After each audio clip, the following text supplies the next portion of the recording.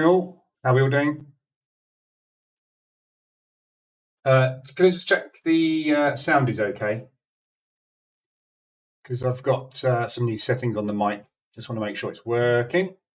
Morning Steve, morning Rob, morning David, morning Johannes, morning Bellino, morning Figinia. How are we all doing? Hopefully, morning Moira, fingers crossed, the internet will hold out today.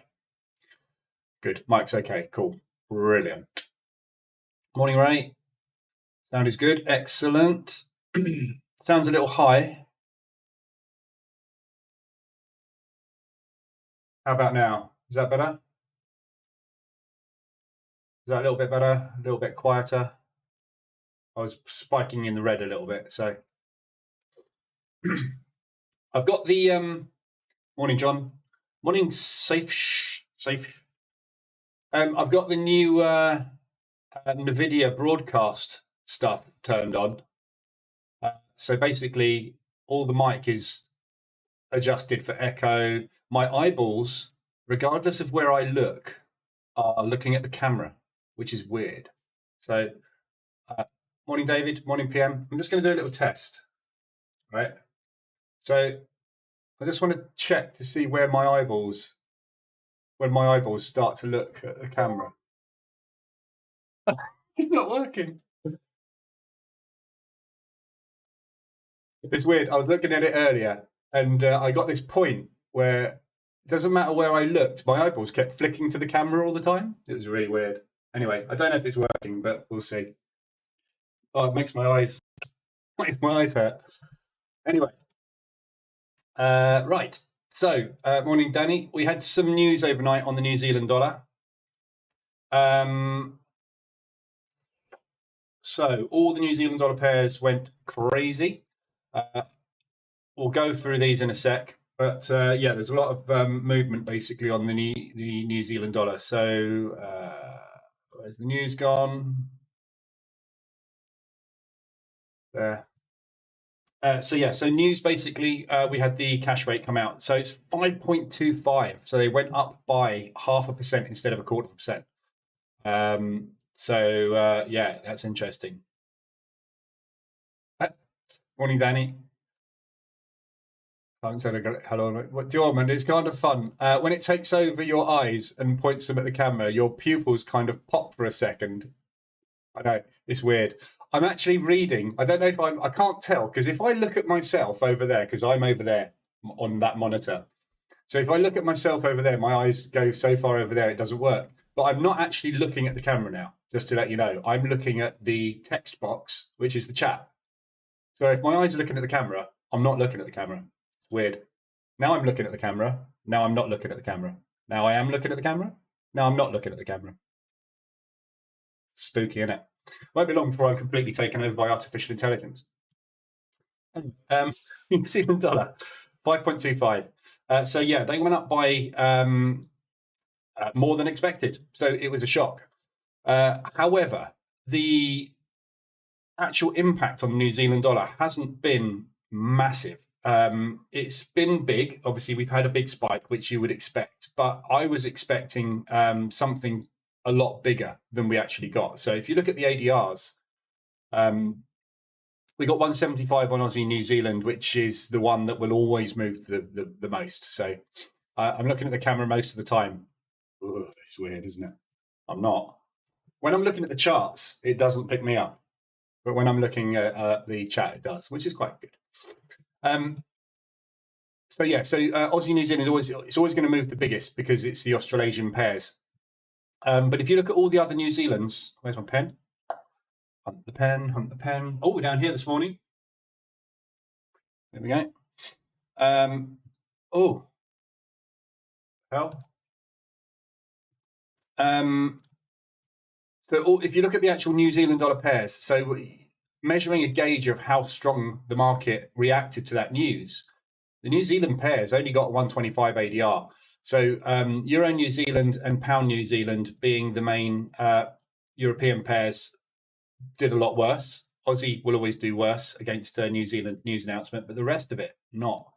So I don't think the market has reacted quite as extreme as I would expect it to off of a news event where we get a 0.5% increase off of a quarter. So the reason being, if you look at the fundamentals on the New Zealand dollar, which is there, the main problem at the moment is the inflation for the New Zealand dollar is at 7.2%. So it's the second high, well, the third highest basically of the inflation levels, just behind the Australian dollar, and the Australians went up by 0.5%. So because we didn't get an inflation increase on the New Zealand dollar, I think the market is looking at this and going, well done, clap, clap. That's what we should have been doing. Why on earth were you forecasting a 5 when you should have been going to a 5.25? So I think what the market's actually thought here is, yeah, that's what we were expecting you to do. Which is why we got such a negative reaction off the Australian dollar, because their inflation is going up and they decided not to increase their interest rates, which is totally the wrong thing to do. And the Aussies came out this morning and said, yeah, you crashed our currency. We're not going to stop putting the interest rates up. We just didn't do it this time. It's like, well, the market's not impressed. So I guess now we're at 5.25. This is the highest interest rate in the world at the moment, of the developed world. So I think what we're going to find is we're getting close to terminal rate for this. But until this starts to come down, there is still possibilities of a higher rise. So it's interesting. We'll see what happens with the New Zealand dollar for the rest of the day. We'll see what the European markets make of it and what the US makes of it. But I'm not that impressed with this. Yes, it's a spike. It's ADR. It's only ADR. It's not 300% of ADR, is it? Which is what you would expect on a bigger than expected rate increase. So market opens in 1 minute. DAX is just hovering where it closed yesterday. So we'll see what happens with the New Zealand dollar. Today's news, we have the ADP non-farm employment change at 1:15. That doesn't tend to have a massive impact. It will spike, it'll move, but it's Fridays, which is the important one, which is the unemployment rate. We've got the PMIs as well, half an hour after market open, so we might get a fairly stable market open. So if you're going to play the 15-minute pre-market, maybe even the 5-minute after-market opening range breakouts this afternoon, you might want to stick to the 15. You're going to get less entries and probably less whipsawing. Some alerts just going off there. So the market's open. There's your pre-market 15. Lackluster this morning, isn't it?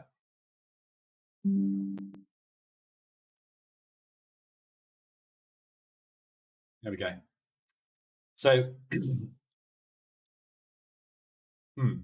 DAX isn't particularly excited this morning, is it?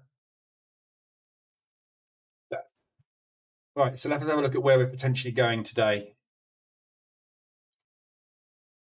So we are on day, well, no, we're not. We didn't get any movement, did we? So yesterday we had a big push up and rejection of the highs again. So limit orders triggered at the highs. So potentially we've got more downside on the cards. We've got this propulsion gap from yesterday to come up and test first, which I would suspect will be done before they drop it. So possibly a breakout to the upside this morning, and then a push back down and break the lows, and off we go. But at the moment, we're not actually doing anything at all. We're completely inside bar on the pre-market 15. So we had that 3-day push, and then we had our pause. We had another pause. We're on another pause. So looking at it on the daily basis, we've just come back up and we tested that high again. So we are just stuck at this high. We made a new low. The market structure changed and broke to the downside. This is where I was expecting a pullback and drop, which we didn't get. We've got a double top. So this could still come down hard from where we are at the moment. We are in a risk off scenario at the moment, though. So the market has flicked into greed mode. Well, not actually greed mode. It's not quite in greed mode. It's not far away. We're in neutral. So we're getting greedy, which means that we will start to see indices popping and US dollar dropping. That at the moment is where we're currently sitting neutral. So we're not either way at the minute, but we will see. But today's targets Assuming we are going down today, we've got the gap fill, which we still haven't done yet. So the 225 ADR gap fill is still there. We've got the gap fill from there as well, which we still haven't done. That's within reach today. That's 1.25 ADR, so that's easy to get to. So push up and drop would be my kind of instinct today. But we'll see where we go. At the moment, we're going absolutely nowhere. Flat as a pancake. So we'll see. So there's your news today. That's what we've got this afternoon. Then tomorrow we've got Canadian unemployment. Overnight news, obviously the news, we had Mester come out late last night and say that the Fed will need to raise interest rates above 5% and keep them there for some time, which we kind of knew. So we're looking at another 0.25%. So if you look at the fundamentals on the US, we're sitting at 5. So what he's saying is we need to go to 5.25, which is understandable. I expect inflation will fall to 3.75 by the end of the year and 2% by 2025. So current inflation levels are sitting at 6. It's dropping at 0.4. So that's very achievable. So that's all pretty realistic. Australian PMIs came out 48.5, up ever so slightly, so that's bullish Aussie. The Fed will not keep raking heights unless inflation reaches 2%, which is... the Fed will not keep hiking unless inflation reaches 2%. Not keep hiking unless inflation reaches... If it reaches 2%, you'll stop hiking. Surely. Am I reading that wrong? I don't know. That doesn't make sense. So yeah, there's our interest rate rise on the New Zealand. Committee anticipates that domestic demand will continue to slow, as will core inflation and inflation expectations, which is again realistic. The New Zealand dollar, we have gone with a 0 quarter on quarter for inflation, so they are getting on top of it. It is all starting to work, which is good. They will continue to increase if necessary, which is what everybody's saying and everybody has to say. Observe that inflation is still too high and persistent. Yeah, blah, blah, blah. And then low came out. So this was the important one from last night. The decision to hold interest rates does not mean that interest rate increases are over. Why didn't you increase them then? Just basically, this is in response to the New Zealanders increasing by 0.25 more than they said they were going to, and them not doing it. Yeah. So this is what I was saying yesterday, right? If your inflation is one of the highest in the world and it's going up, what you need to do is hit this thing as hard as you can to get on top of it. Because if you don't get on top of that, this is all going to spiral out of control, and your currency is going to crash through the floor. The New Zealanders have the same problem, except theirs is slowing down, and they hiked by more than expected. So Aussies have had to come out and go, we're stupid, basically, and really sorry we didn't increase it. We are definitely going to, promise. Too late, mate. You got another month of pain coming. So Australian dollar weak. ORB is in on the Dow, on the DAX rather. Wow, that's a really, really quiet open. We haven't got any news this morning, have we? On the we've got French PMIs at 850 in an hour, and the French PMIs. So there's a load of PMI data coming out this morning. That might be why we've got a lackluster open. This isn't even moving, look. Odd. So there's no opening range breakout yet on the pre-market or the 5-minute. Just not going anywhere. Morning, Henry. Morning, Alani. Morning, Stevie. Morning, Joaquin. Morning, Silent FX. Good name. Right. Morning, Kenali. Hit the thumbs up button, everybody. Let's get some more bods in. How many we got? 69. Oh, that's not a good number. We need more than that. Morning, Megatron. So that was Low speaking, and then since then we've had not a lot of news after that. So everything else is pretty much as expected. So pretty decent moves off of New Zealand, obviously. We need to wait and see what the rest of the market makes of it. Morning, Mark. Tank Trader. Good name. So yeah, we need to wait and see what the New Zealanders, what the Europeans make of the New Zealand rates. So we'll see what happens there. But we'll have a look at all of these from a mean reversion perspective. 69, that's a very good number. I know it's a good number.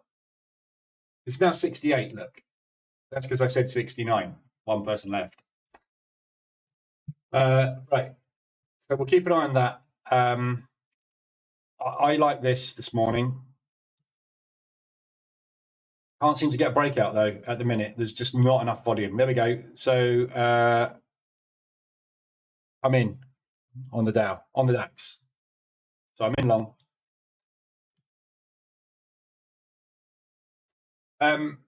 Right.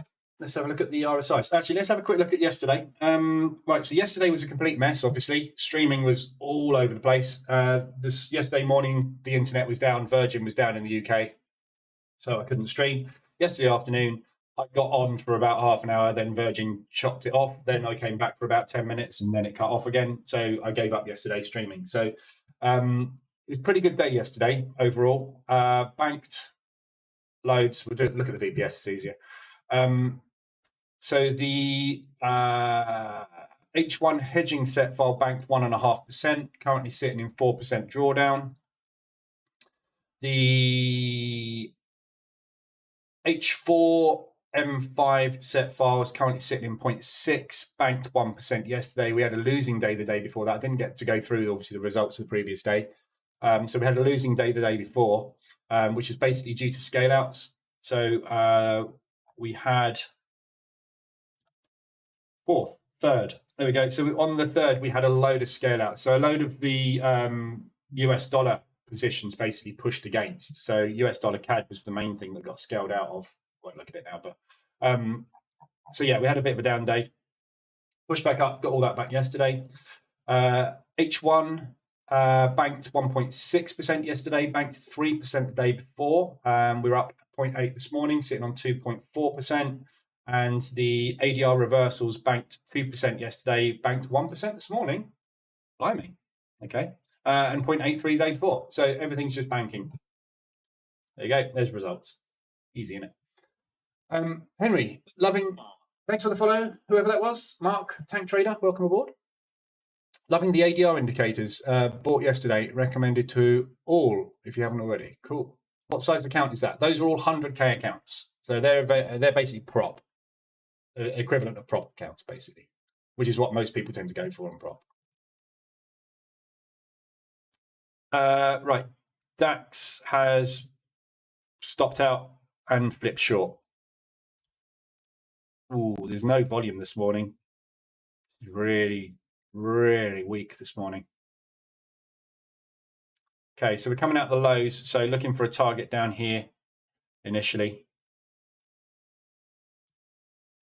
Bit weak, isn't it? Morning, Andres.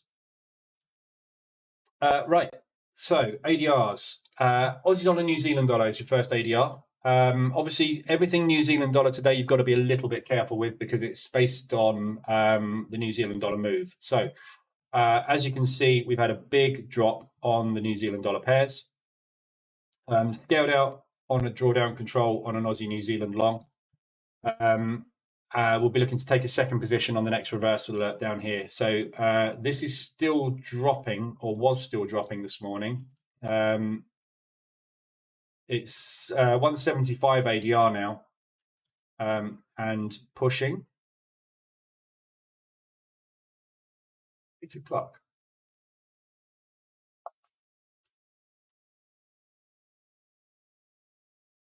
Why is that still showing? So I'm just looking at my times.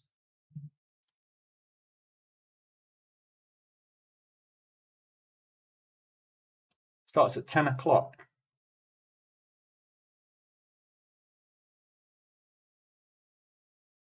Oh yeah, sorry. I couldn't see the difference between the London session and the Asian session. So that is the Asian low there, basically, we just put in. So London, obviously, and Frankfurt are just opened. So next reversal, I'll be getting into another position on that. Spacing needs to be 69 apart. 69, where's 69 coming from all today? Weird. So that's 70 pips. So I'll be getting into a second entry there on Aussie New Zealand, looking to get out somewhere in that propulsion gap up to the upside. So this is obviously a risky one, Aussie New Zealand, if you take this morning, because obviously this is due to the New Zealand rate increase. So there is a possibility that the market is going to like what the New Zealanders have done, and they're just going to drive today. And if we do go into a drive today, we could be looking at 225 plus easy. So thanks for the follow, Missy. Welcome aboard. Missy Delightful, good name. Sounds like a Bond lady. Missy Delightful. So yeah, we've got these propulsion gaps to the upside to target as well. This is obviously the main target now. So we're going to come back up and test this area at some point. But the question is, are they going to drive the New Zealand dollar or not? So we need to wait and see. At the moment, we've had a little drive at the end of Asia, and we're sitting there at the moment looking like we're pushing up a little bit. So this next hour will be key. Obviously, if you're going to get in, you're going to get in within the next hour. You're going to get that reversal alert.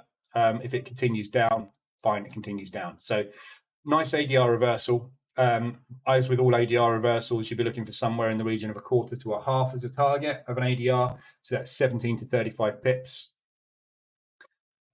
So 17 takes you, depending on where you get the break, obviously, but 17 takes you into that propulsion gap. Half an ADR, 35 takes you back up into that propulsion gap. And then obviously they've got the potential to push down from there.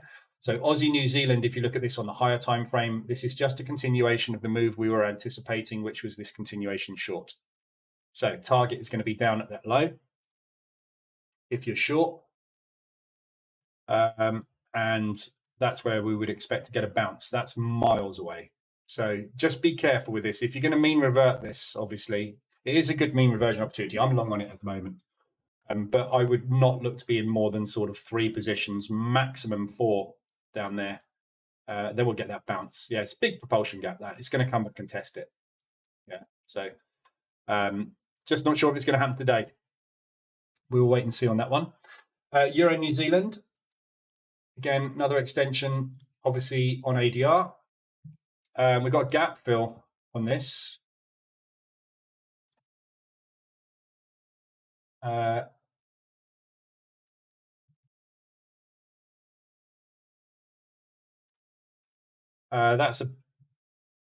not real gap.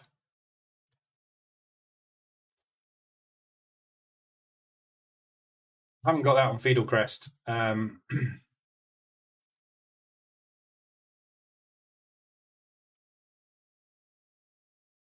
Yeah, I'm not sure that's a real gap. Don't think it is a real gap. So I wouldn't worry too much about that one as being a gap. But this is a propulsion gap, obviously. So from that low down to there or there, somewhere, there's a propulsion gap. Yeah, so that's already playing out. You didn't really get a chance to get in on that.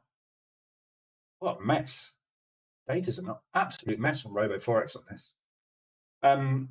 So yeah, Euro New Zealand is a long opportunity, obviously. And again, same stands on this one. Are we going to get continued strength on the New Zealand dollar, in which case that's coming down, or are we going to pull back? Don't know, but there is an opportunity there. That's not as clean as the Aussie New Zealand, so I would be much more interested in the Aussie New Zealand, really. However, the fundamentals on that are sure. Actually, let's quickly look at the buyer scorecard before we carry on, and to see what impact the news from the New Zealanders has had. So Swiss yen is a strong buy. Euro New Zealand is a strong buy. CAD Swiss is sell. Pound. So what's the Aussie New Zealand? So Aussie New Zealand is a sell. So the fundamentals are still the same on these two. There's no cop bias on it, which is the main thing throwing this out. And retail are all longing it at the moment, which means it's a short. So could continue short today, couldn't it? That one.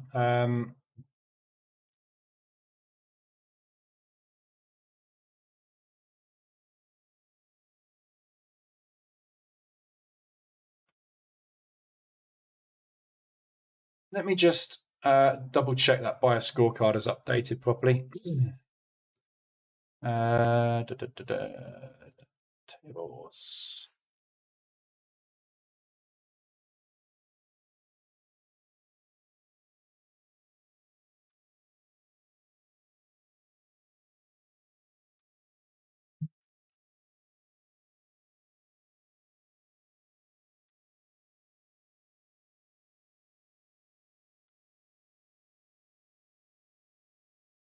So we're a -2.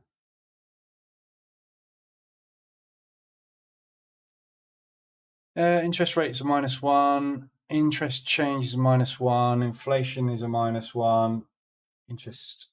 Inflation change is a +1. That's right. GDP and GDP is plus unemployment. Yeah, so that is right. Yeah, so there is actually no bias on these two at the moment. So yeah, either way on it, really, I think. Dabas, what led to the big drawdown on H1M5 twice, as seen on the MQL5 website? Big squeezes, basically. Fundamentals.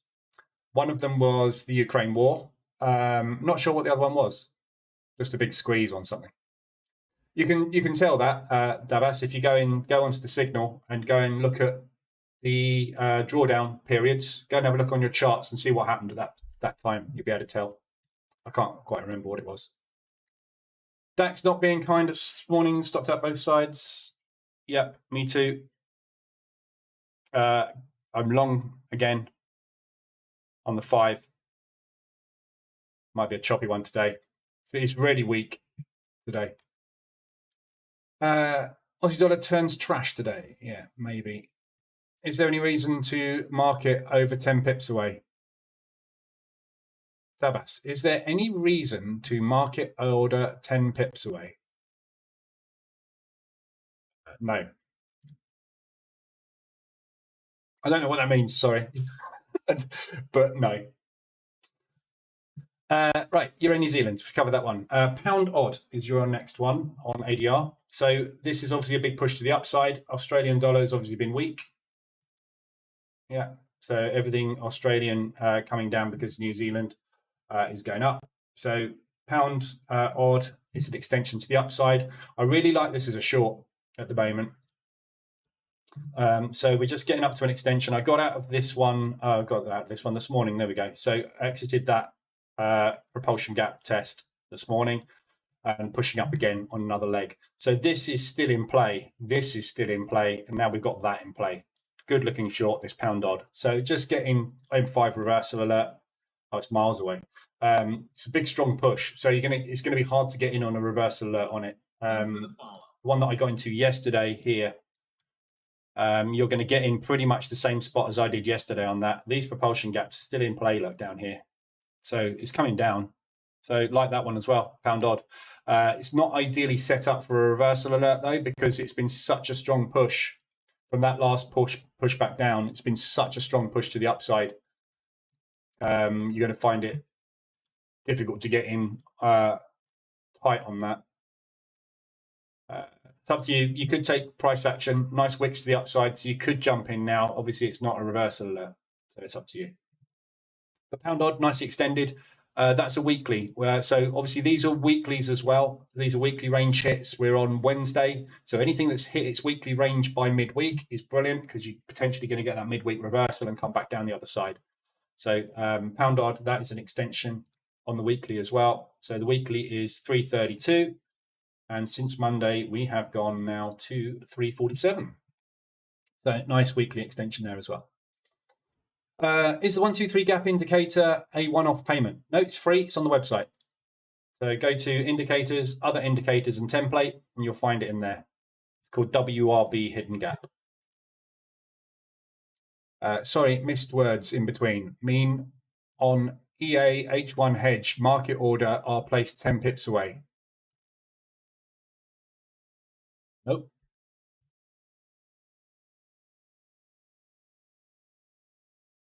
Market orders are placed at market. You can't have a market order placed 10 pips away. That's a pending order. Market orders are placed at market. You can't have a pending a market order. Maybe you've got a big spread on your broker if you're experiencing your orders being placed 10 pips away, but orders should be placed where orders are placed, yeah? So that's the wrong set file.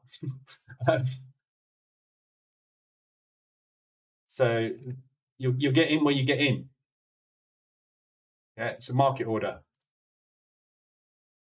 Yeah, not a pending order. Distance pending order. Yeah, is that what you're talking about? You're talking about the EA, yeah? That's pending order distance. We're not using. Well, I'm not using them. I'm using market orders. Yeah.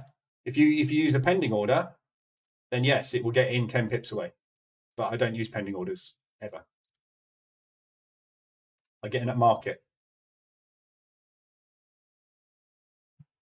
Right, so that's pound odd, nice extended to the upside. So be on the lookout for reversions on that. This would be absolutely beautiful. If this gets a new high here, your reversal alert is going to pop up from there up to there. So the support rectangle will jump. That would be a really nice tight entry then to go short. Pound New Zealand, again, same thing as Euro New Zealand. This is extended based off the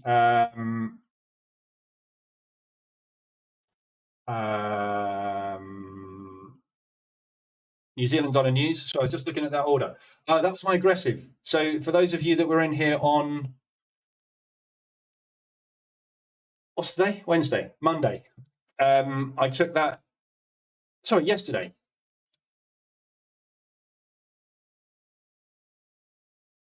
I took 2 aggressive drawdown control positions. I thought I took those on Monday. No, I took them yesterday, didn't I?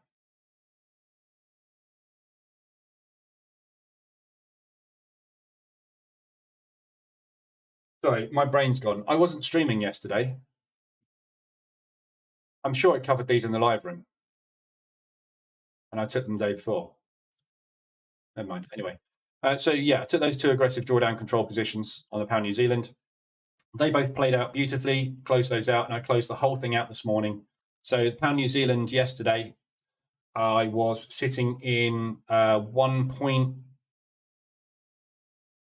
No, I took them yesterday afternoon, didn't I? Sorry, yes, of course I did. I was thinking, I took those yesterday, I wasn't streaming yesterday morning. I took those yesterday afternoon in the New York session. Look, there you go. That's in the New York session, not the London session. Yeah, so I took these yesterday afternoon, remember? I was sitting in 1.6% of drawdown or something on it. Closed the whole lot out this morning with 0.8. Yeah, so that's aggressive drawdown, remember? So what we were sitting in yesterday was 1.6% of drawdown with our average down here somewhere. I put in those 2 aggressive drawdown control positions, one there and a second pending order, which triggered. That brought the average up to something like that. And I exited with the whole thing there this morning.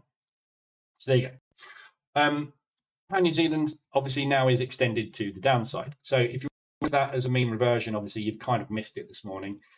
This is an absolute mess. It always is on the news. You get reversal alerts all over the place because news is a huge candle and you can never get in on a reversal on it. So you never get an entry on this one today. But it is potential for a gap fill if they want to do it. So we'll see what happens. We need to wait and see what they're going to do with the New Zealand dollar. New Zealand dollar CAD, again, extended to the upside. It's only 100, just missed 125 ADR. Again, it's holding at the moment. Yeah, so we're probably not going to get any movement on this maybe until this afternoon. We might get some this morning, but there is a return to origin potentially on that one as well. New Zealand dollar Swiss, these are all a bit messy today because of the speed of this movement. New Zealand dollar Swiss is already coming back down. So there's an opportunity there. New Zealand dollar yen and New Zealand dollar US. So basically, you've kind of missed that one. New Zealand dollar US, not really going anywhere at the moment. So I would probably leave most of these New Zealand dollars alone, apart from Aussie New Zealand. That one, I think, potentially has got some legs. I'm already long on this on an H1 extension anyway. And the rest of them, not so much. Aussie New Zealand is a weekly as well. So we've got weekly range extension on this one. So there's Monday, Now we're down here, which is 125% of its normal weekly range. So it's extended beyond normal conditions already. Pound odd we've already looked at. Pound US dollar is also a weekly. In short on this, on a H1 M5, so a little long taken down there and exit in there, looking for a pushback into propulsion to exit. This is extended already. Yeah, so that's 250 pips. 242 is your weekly average range on the pound US dollar. So we're on Wednesday. We're already well beyond our normal range, or at our normal range. So looking for a pullback on that. Targets galore to the downside on this. So definitely got loads of targets to the downside. We're coming back down. Whether we come back down today or not, don't know. But if we do, fantastic. New Zealand dollar CAD is extended, and so is New Zealand dollar US dollar. So again, those are all extended because of the news rather than because of any other reason. So not as attractive because it's a fundamental that has actually caused the extension. Godfather, morning. New on your channel. Morning. Make sure you subscribe and hit the like button. We've only got 76 people in here. Oh, Charlotte, sorry, I missed you. Welcome aboard, Charlotte Morrison. Welcome to the stream. Compliments on the website. Should be good. Used to run a web design company. One of the things I am good at, as well as trading, obviously. Dallas, on the H1 hedge, if position is in big drawdown, as on New Zealand dollar CAD today, do you recommend changing to take air trade? Changing EA to take air trade. Dallas, I really don't understand what you're saying. Sorry, it's a language thing, I guess, but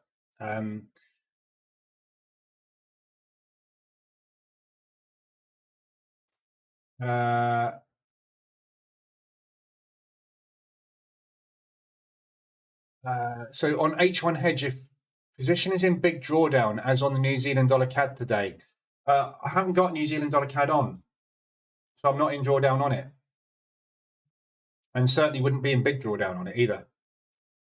So I can't really comment on that either. I really don't know what you're talking about. Sorry. Do you recommend changing to EA to take ADR trade? Right. Okay. No. Leave it. It's that's. Go back and watch the bootcamp. Right. These are completely different strategies, nothing to do with each other. Right. If you're using an EA, the market reversal alerts EA to trade a strategy, it trades that strategy. If you flick about and muck about with it all the time, you're just going to get yourself into an absolute mess. Right. Let the thing just run. Leave it alone. It will deal with itself. It's set up to deal with situations that come along. Yeah. The only time you ever need to involve yourself in a position is if you are in a position where you are in trouble and you need to do aggressive drawdown control to get out of that position, as I did here on the pound CAD and as I did here on the pound New Zealand. Yeah. Otherwise, let the EA do its thing. It's designed, built, and programmed to get you out of these situations. If you muck about with it, it's just going to tie yourself up in knots. Follow a strategy, stick to one strategy, and trade that strategy. Yeah. Otherwise, you're just going to get a mess. DAX has picked a position. Get in. Right. So we are short. DAX, finally. So this double top potentially is holding. There's massive propulsion gap targets to the downside and gap targets to the downside. So we've got the gap target here to come and do. We've got a gap target here also to come and do. So there's a long way to drop on these. We've got that gap target and that gap target as well. So there's so many targets to the downside on the DAX. I'm hoping this double top is going to be the catalyst for driving this down, which means US dollar strength. To get US dollar strength, we're going to need some positive US dollar news. So positive ADP employment change and positive PMIs on services, that would help, wouldn't it? And that would drive the indices down. We've got the PMIs on Monday, which came out as negative. So the services could well come out as negative as well, but we will see. So we have made a run to the downside. So if you took the pre-market 15, you would have had a target of about 37. That's moved 33 at the moment. So you haven't quite hit target on that. We've dropped straight into that propulsion gap, look. And they've bought it. Yeah. So they've bought that accumulation break there. So we'll see if we can get some sellers stepping in here and drive that back down into these lows. And then if we can crack those lows from yesterday, or previous day rather, we should be off. Hopefully, we will see. Right, let's look at the RSIs. So RSIs at the moment, we've got quite a few lit up here. As you can imagine, most of these are Australian based. So looking at the 4-hour RSI extensions, we've got the pound US dollar. So that one's obviously driven up and embedded for the last sort of day, basically up here. So that was your last one there. And we're up here again. So looking for a pullback, basically, to get out of that one. So nice extension there. This is kind of counter trend at the moment. The pound is uncharacteristically strong. It has been this week. We've just taken out that high. So potentially this is going to be a false breakout. But if you look at the pound US dollar, obviously being one of the majors, it's got very, very nice market structure. Lots of lovely pullbacks on it. So just waiting for that sort of pullback at the moment. Just don't get greedy on it.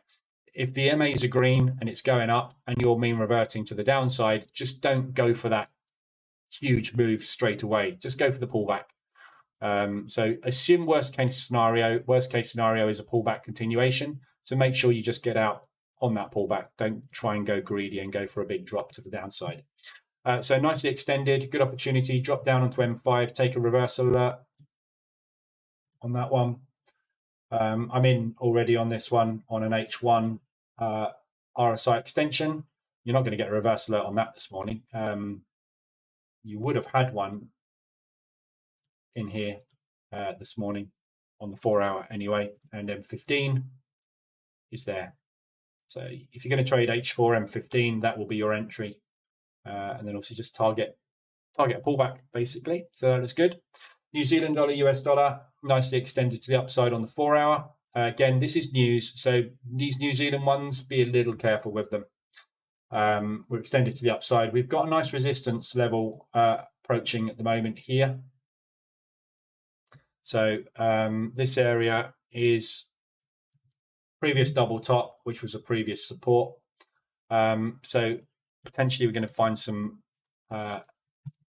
reaction there. We've got a big propulsion gap if we're going to continue up today at 200 ADR. We've also got this one up the top, but that's miles away. So if we were to get all the way up here, for example, even, we're going to find ourselves embedded above the 80 RSI. Yeah, look at what happens when we get to the 80. It's very, if we get to the 80, we've got a pullback coming away.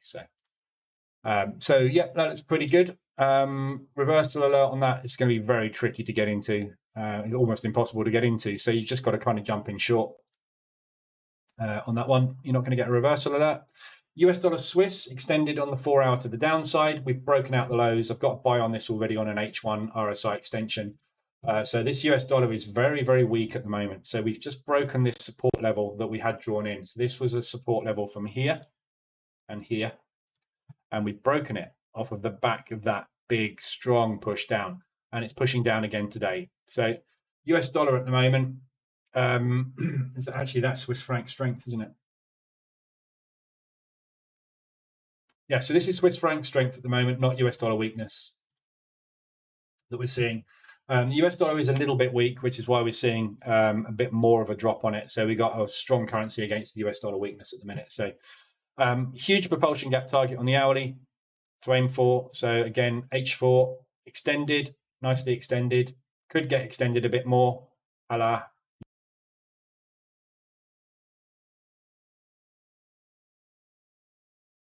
push back up into there. So drop down, M15 reversal alert. M5 is much tighter. And look for a push back up into there, really. ADR. Should be able to get an ADR move to the upside on it. And again, this afternoon, remember, we've got loads of US dollar news. 1:15, we've got US dollar news, and then we've got news at 3 o'clock as well. So 2 batches of news for the US dollar to potentially push it this afternoon. These are also extended on the hourlies. So moving over to the hourlies, US dollar Swiss extended and embedded. Yeah, so I've got a position on already from yesterday's extension, embedded, stuck, staying there. Yeah, so when we get embedded, we will get the pullback. We're just waiting basically for the market to push back up again. Is there a way to change time in MT4 so that open trade time can match my local time? No. That's your broker. Morning, Amar. New Zealand dollar, US dollar. Hourly RSI extension. Again, all of these, New Zealand's, be careful with these. We need to see what the market's going to make of it. At the moment, London has not really made any decisions as yet. We haven't got any big drives either way. So if we come back and retest this completely, I think there's potential for the New Zealand dollar to push. So we will see. But we need to wait and just better to just either keep a very small risk on any New Zealand dollar positions today or stay out of New Zealand dollar. There's plenty of other things to trade today. But there are good opportunities for mean reversion because quite often after these, we will get a spike down. However, after a higher than expected interest rate increase, I would expect a much stronger move than this. So this is not typical. Something's not quite right with the New Zealand dollar at the moment. New Zealand dollar CAD, again, another one extended on the hourly. That's US dollar CAD. Would help if we looked at the right one. Let's look at the New Zealand dollar CAD rather than the New Zealand US. Euro odd has just hit ADR.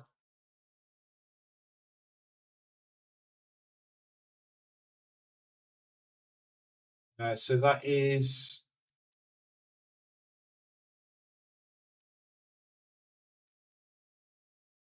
mixture of euro strength and Australian weakness, I would say. Yeah, so euro odd, ADR reversal opportunity there. Beautiful level, that.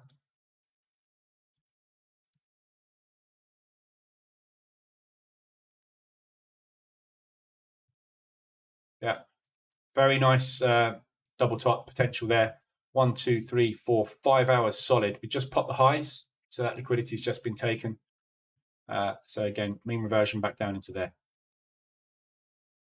Got all this as well to the downside. So there's loads of room to the downside. Very weak Australian dollar today, though. So New Zealand dollar CAD we were looking at, weren't we, on the hourly? So that's extended on the hourly. Again, it's extended off the news, so just be a little careful of that one. We are extended, but not massively extended. Reverse alert's not going to trigger on this. So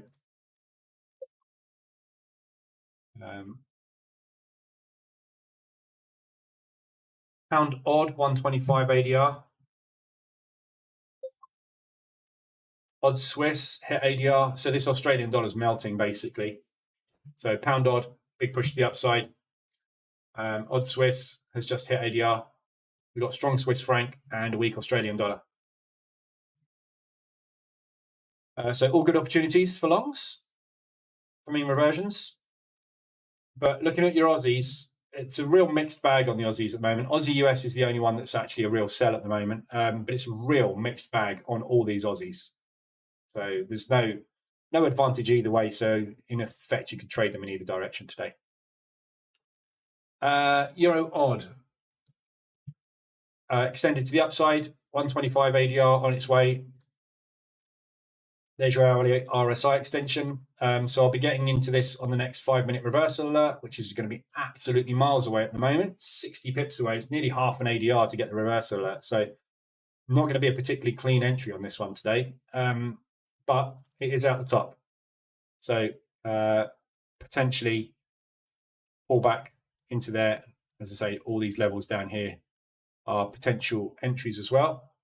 The CAD Swiss also extended hourly, so good looking long opportunity on this one. That's a real CAD Swiss. So propulsion gaps filled. This is the next target. 25 ADR. So if you get on the next reversal alert looking for a pullback up into there, that will be your entry, which I will be taking, which will be that one there, and trading back up into there. I'm looking for half an ADR, which is 26 pips. It's nothing, which is basically that propulsion gap there. That's all one out of it. But on the hourly, obviously, there's a lot further for that to go. ADR's obviously 40 odd pips away from where we are at the moment. There's your second entry. First entry, if that fails, second entry down there. If that happens, we'll be embedded below 10 on the stochastic RSI. So that will drive up really hard. Someone's been talking to me about stochastics in the chat. So I've got stochastics stuck in my brain at the moment. CAD Swiss. Right. So the rest of these are Aussie dollar based. Aussie dollar, New Zealand dollar. Big extension to the downside. I've got one long on it at the moment, waiting for my second entry on this M5. At the moment, it's not giving it. Be nice if that makes a new low here, because that will pull the reversal alert back down to there. Nice tight entry all the way up to there. Aussie dollar yen. Hourly extension. Again, long already. RSI was extended yesterday. That was the entry yesterday. Looking for that propulsion gap as a target. Second entry in this propulsion gap here. Push up. Nice and simple. And Aussie dollar Swiss. Big target to the upside. This is RSI extension. Got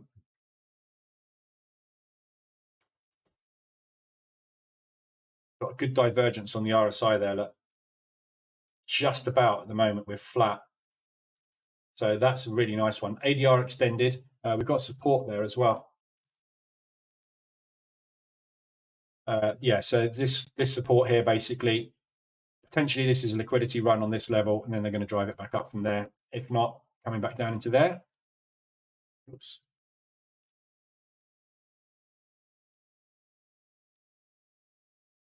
So there's your second support down there, somewhere in that area. One of those two things going to happen. Both look really good. So loads of opportunities out there to get into all sorts of stuff today. Chris, I'm just in a touch of drawdown on Euro US dollar at the moment.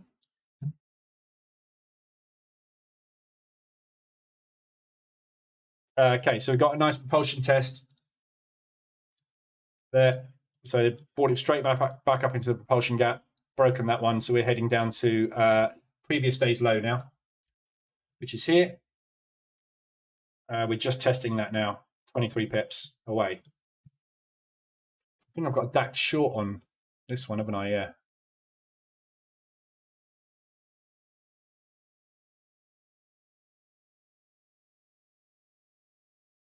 Not much.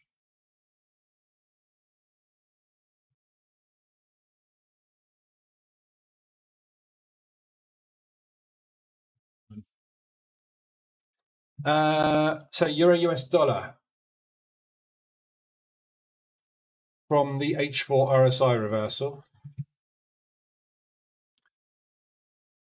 So from that one or that one? That one, I guess. Doesn't matter, either of them. But you're not in really any drawdown, are you? Or from there?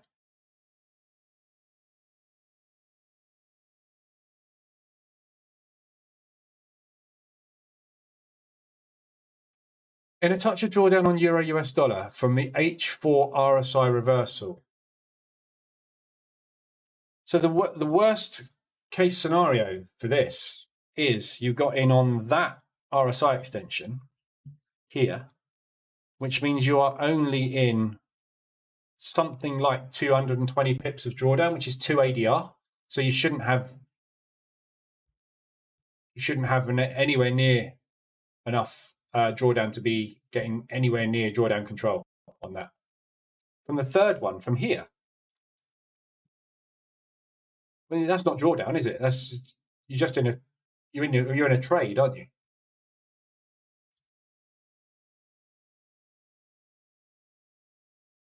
But if you're in from there, you're in 2 ADR of drawdown. So you're being what, 4 positions maybe. So you shouldn't be in more than a couple of percent in drawdown there. But if you want to do aggressive drawdown control, that's your level to do it at.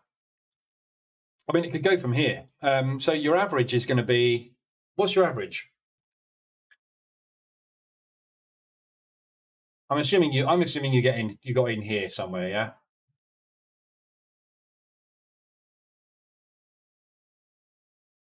When you say yeah from third, do you mean 1, 2, 3, or do you mean 1, 2, 3? It could be either one. I'm not sure. Where's your average? 1.85% drawdown at the moment. Okay, yeah. So if you want to do drawdown control, there's two options. First is exactly where we are. Average is 0.72.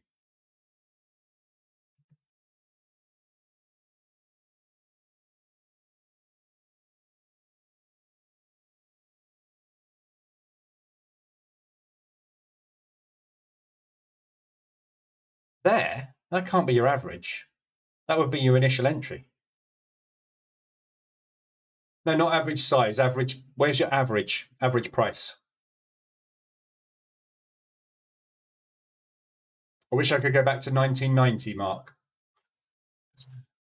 I think gold could go up to 2052, then back to 1990.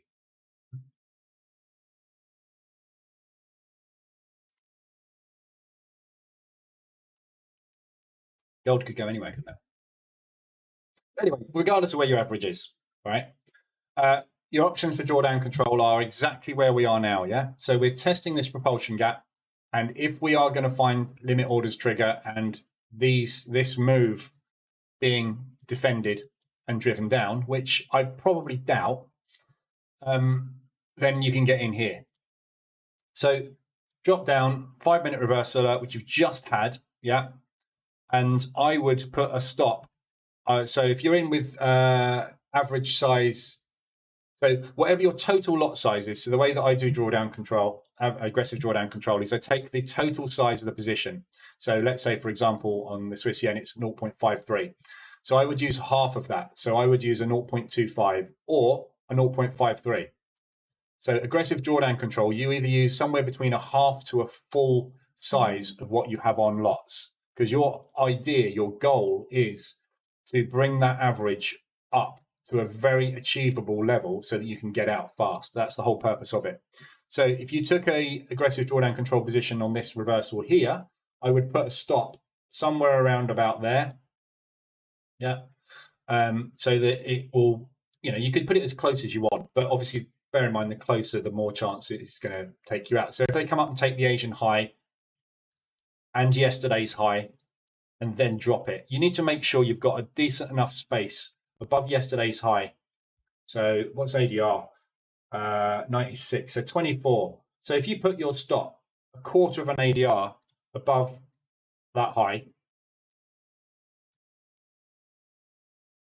with an aggressive position there, that will cost you maybe 0.5%, 0.25% if it gets taken out. And if it gets taken out, it gets taken out. However, if it pushes your way, obviously you're going to get out very, very quick. So your average price is 0.9338.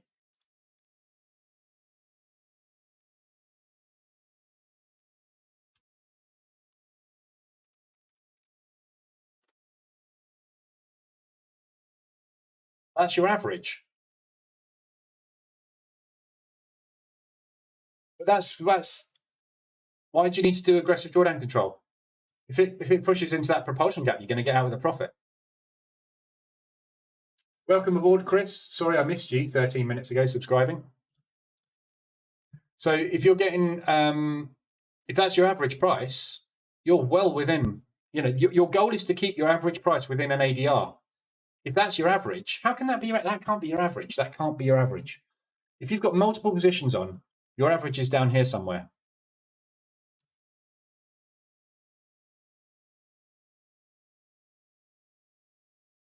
That can't be your average. That would possibly be your average if you put in a full aggressive drawdown control position there. Then, yeah, you might bring your average. But, I mean, I doubt you'd even bring your average up to there. I'm missing something on this.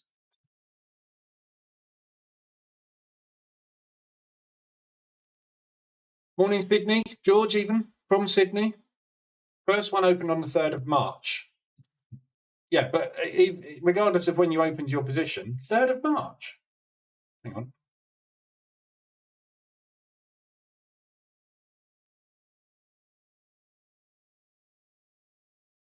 I didn't have an RSI extension on the 4 hour on the 3rd of March, so I wouldn't have even taken a trade there. April.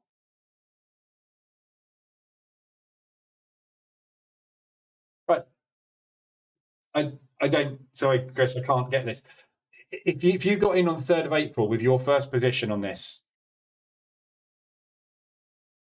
on a 4 hour RSI extension, you've got something wrong with your RSI. There was no RSI extension on the 3rd of April.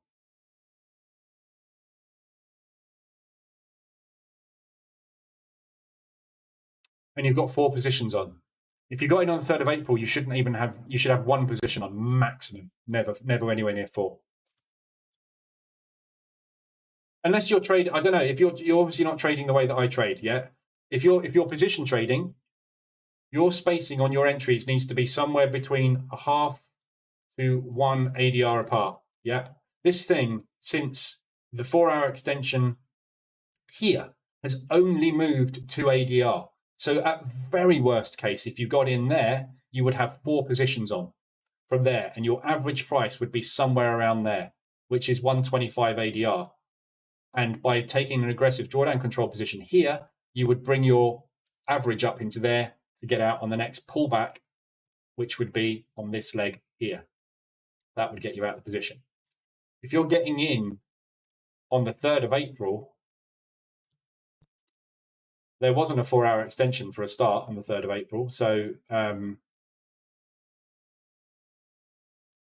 you couldn't have got in on a 4.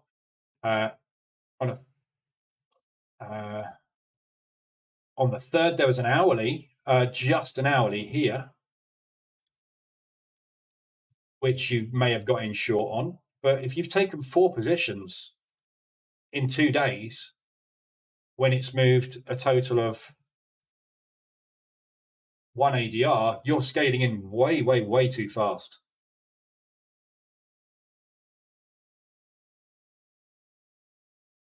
Quarter to, I mean, half an ADR apart, really, for positions. If you're using, yeah, I don't know.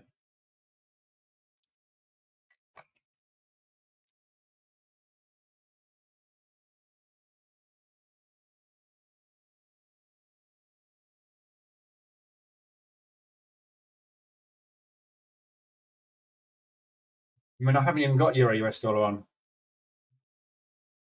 There isn't one. ADR has got the Euro US dollar on from an ADR extension, but that's only got 2 positions on from the last ADR reversal. I haven't got that trade. Can't help you with that one, sorry. I need more details. Telegram me if you want, and I'll have a look at it. Right, that's all I've got for you on setups. So that's all done. So if anybody's got anything else they want to look at, let me know. I'm going to cover oil. I'll cover gold because someone's asked about gold. We haven't had gold, have we, today? So let's get him out. There he is, Mr. Wick. Gold. DAX is targeting those. We will look at oil in a sec. So watch this level on the DAX for potential bounce. If you're in short, I've got this target up here to come and sort out as well, but I'd quite happily leave that there and just collapse. So gold. Looking for shorts on gold at the moment, based on all these propulsion gaps. So we've got loads of downside target on gold, not much upside target, but I am looking for some US dollar strength to come in. At the moment, we're really lacking US dollar strength. So the problem with the US dollar at the minute is it's just not got any oomph. And obviously, to get this down, we need some US dollar strength. So I'm hoping for some strong news on the US dollar this afternoon.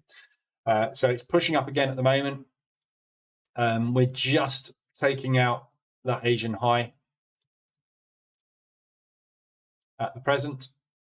Yeah, so there's the Asian high just being swept right now. So if we get a reverse alert there, we've got that whacking great propulsion gap from yesterday to target. So it's a lovely downside short at the moment. So yeah, looks good for shorts. I think gold at the minute. But until we get some US dollar strength, this thing can just go where it wants. We're not in a fear or extreme fear scenario, so there's no reason for gold to be pushing as a safe haven push. The banking crisis seems to have abated itself a little bit.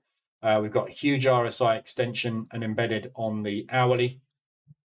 So yeah, all looking good for shorts, but things just not coming down at the moment. So, but I don't trade it. It's not good for position trading. Too sketchy. Oil. So I've got a short on oil at the moment, and we've just tapped that high, look. And we are rejecting off that high,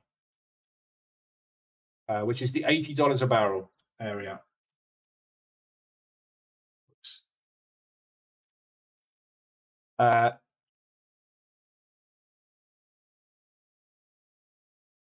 So there's your bounce, or this is the level basically. So we've got another little gap up today, look, on oil. But you know, this is the play at the minute, is the gap fill. So I'm short at the moment, literally short for no other reason than that gap fill. It will either do it or it won't. If it doesn't, it stops me out. If it does, brilliant. But I'm looking long oil long term. So I'm looking for this H4 peak formation low. Yeah. Just to continue driving now, oil should be able to drive the price of oil up now. They've cut demand, cut supply. So there's no reason why this shouldn't carry on going, but it will need to pull back first to come back up into this area and back up into target this area, and then off to 107 a barrel, which is the initial target for the year. So longs on oil. However, at the moment I'm short, just basically to get that gap filled. Do you have a down target on NASDAQ? I don't use targets on indices. Indices are driven by momentum. So I don't pay any attention to what's happening intraday, happening from day to day on the indices.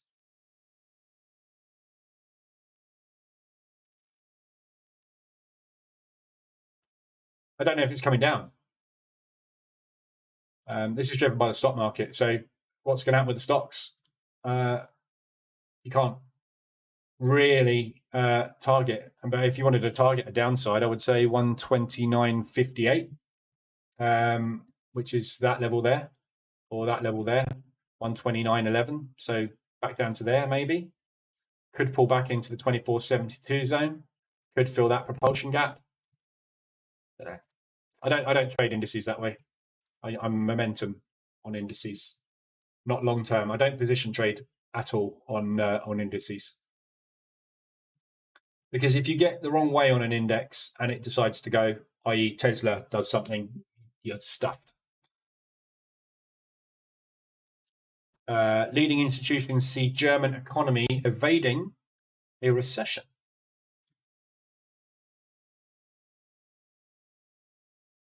Good positive euro news again.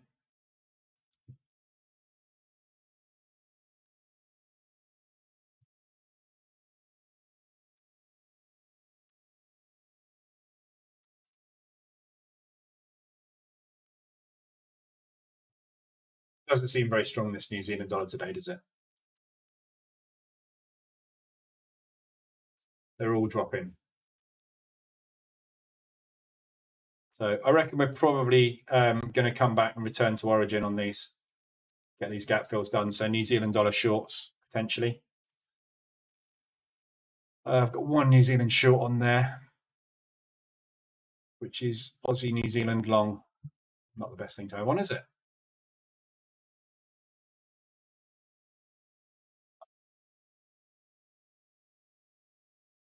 All sorts of trouble on oil, on gold. Look. See, this is what happens. Every time I trade this thing, I'm always tempted. I always do it on my prop accounts.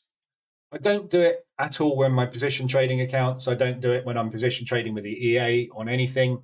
And the only time I ever trade gold is when I trade it on futures or on prop. And when I do, I blow it every time. I don't know why. It's just got me. It looked good, gold. It looked good. And then the US dollar decided, nah, we're going to collapse. So it flew. It will get me out if it drops. So if I can get this back down to here, I don't know how much loss I've made on gold.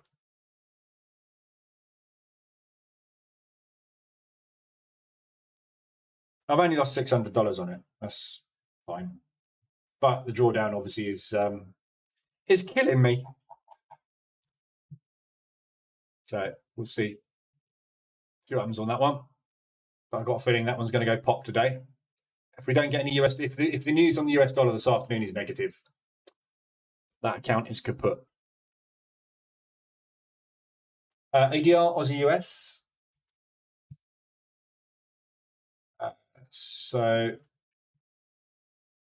a little bit further to come back down on this one, down to 125, potentially 150.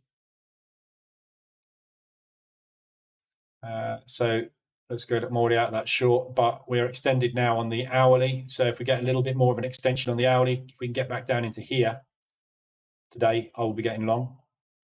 Aussie US.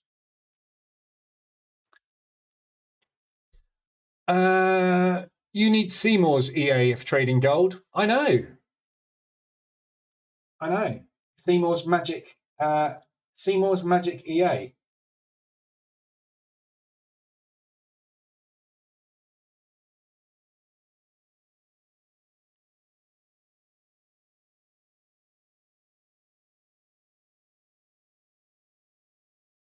Can't find it now.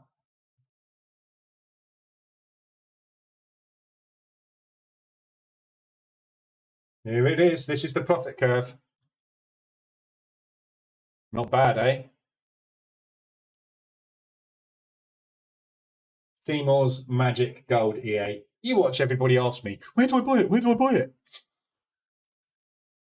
it? Dixie pushing. Is it? A little bit, yeah. Decent move down on that. So US dollar strength. This is what we need. Bit of US dollar strength to get that gold down, get those indices down. Not that strong. Strong-ish. I wouldn't give it another hour. Let's see if it can sustain it. Robin, morning. If the EA loses connection, will it lose track of orders? Nope. The EA doesn't lose connection. Your MT4 does. Your MT4 will auto reconnect. So it will just carry on working as normal. Basically, EAs work on tick.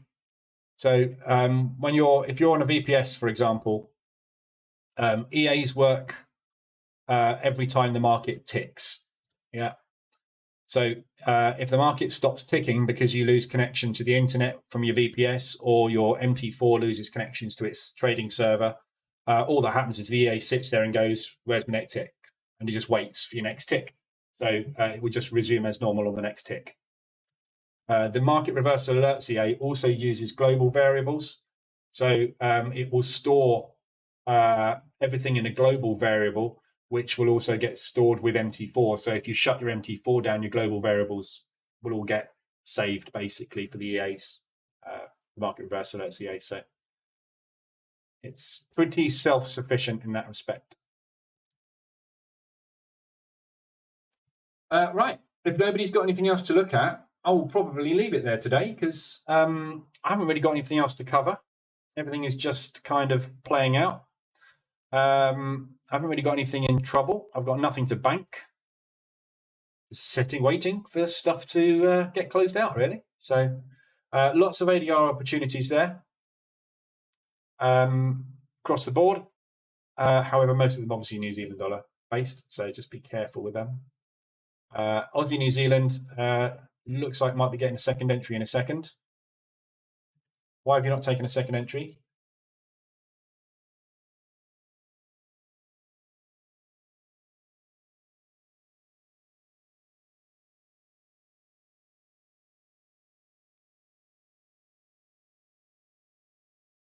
I'm using wicks to the left. That's why. So I'm using wicks to the left on the EA on the VPS. So I will be getting my entry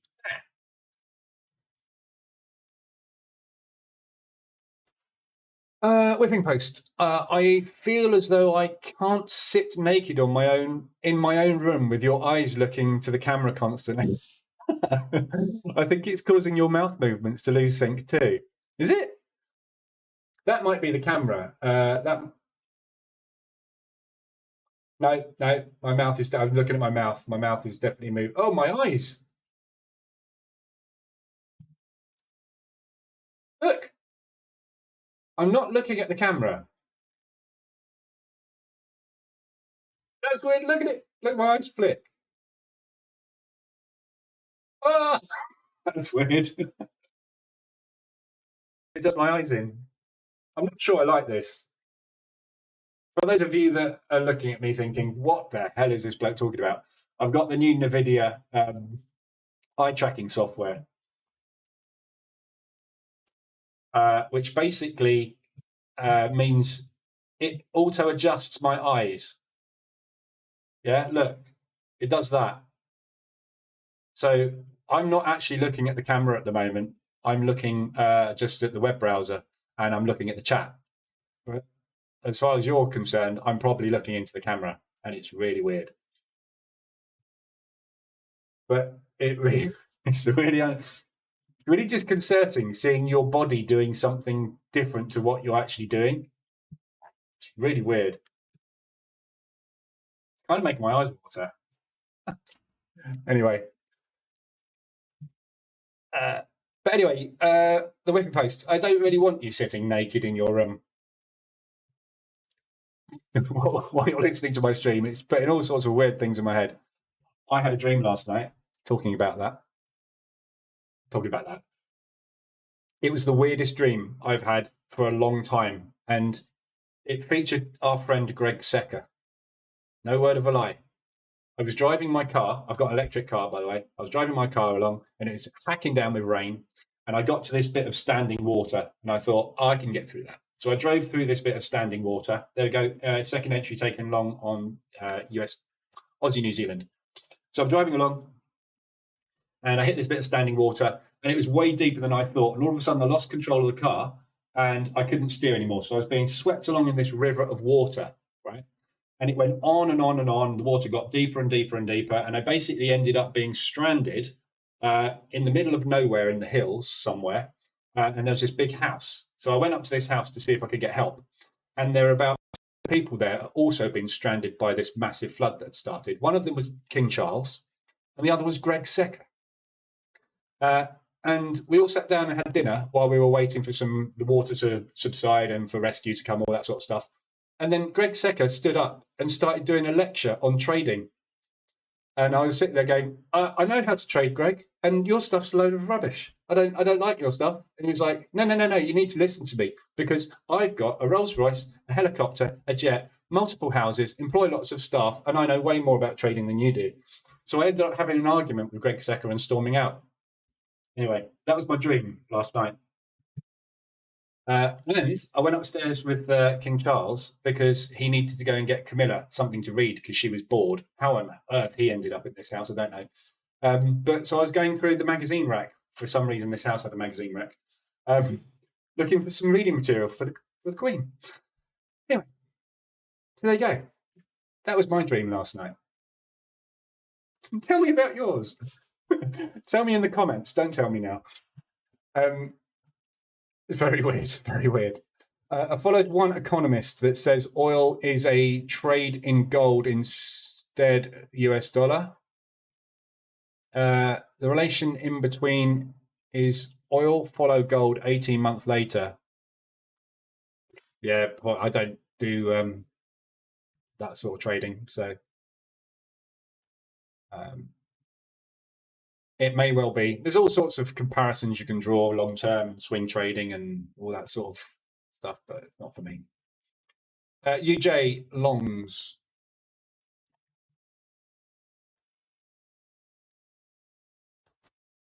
So yeah, US dollar yen, we had an RSI extension on this on the hourly yesterday. It's pushed down further. So potential entry there. I didn't take this because it didn't get extended beyond 25 at any point. Nice divergence on RSI. So it is bullish. You got a potential W formation there up into that propulsion gap. But like with all the other USs at the moment, we need some US dollar strength this afternoon, and we're not getting any US dollar strength at the minute. So hopefully the news this afternoon is going to be positive, double positive, in which case we should get an ADR hit on the US dollar this afternoon. But it's just struggling at the moment. Yen strength, if you look at all the yen pairs, a lot of yen strength has come through off the back of the Australian news. So we've had a fairly decent little bit of push on the yen. And obviously when you've got something weak against something strong, you get a big move. So that's where we've got this particular push down. But as with anything, it will revert back up into there at some point. Yeah, so it will come back up into the propulsion gap. Whether or not it's going to go first down or up, I do not know. If we're going down, we're sitting in a propulsion gap fill here. So there's more downside. We got this little, that's filled actually. So support-wise on this, you're looking back down here. And then obviously we've got this area down here at 150 ADR. So yeah, take it if you want to long. The entry was really in Asia today or yesterday in New York. But bounce or bounce. Aussie dollar CAD ADR. So Aussie dollar US dollar we just had a minute ago. Yeah, so that's good looking. Push down to 125. That's where I'll be getting in. And Aussie dollar CAD ADR.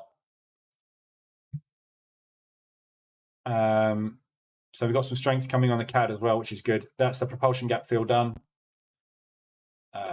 So yeah, if we can get a push further down into RSI extension, I'll get along on that.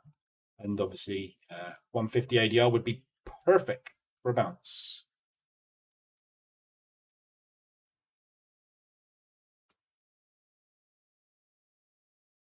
Half wall banger, lose the smoke and mirrors, erodes trust. Okay, whatever that means.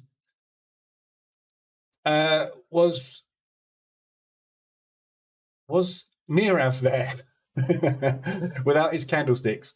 No, didn't have Nirav, unfortunately. He wasn't there. No. That's weird, actually. Yeah, in theory, Nirav should have been there in my dream, shouldn't he? But he wasn't, unfortunately. There was a lot of people there. He might have been there. He might have been sitting there in the corner, undoing all the retail candlesticks and putting numbers inside them. You know, I don't know. Greg was obviously being very modest in your dream. He didn't mention all his watches. No, he didn't mention his watches at all, actually, no. Harvey, NVIDIA eye tracking is what it means. All right, okay, yeah. Yeah, I don't know.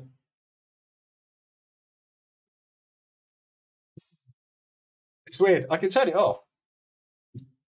Actually, I'm not going to turn it off now because it might crash the computer. But yeah, I'm not convinced about the eye tracking thing myself. I'm going to watch the stream back because I never look at the camera at all. Very rarely. I'm looking at it now, but I very rarely look at it. I'm not looking at it now.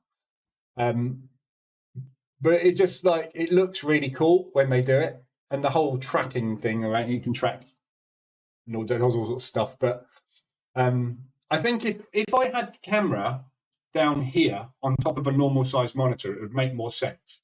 But because I've got a whacking great 48-inch monitor or 42, whatever it is, I can't remember what inch it is, but it's huge.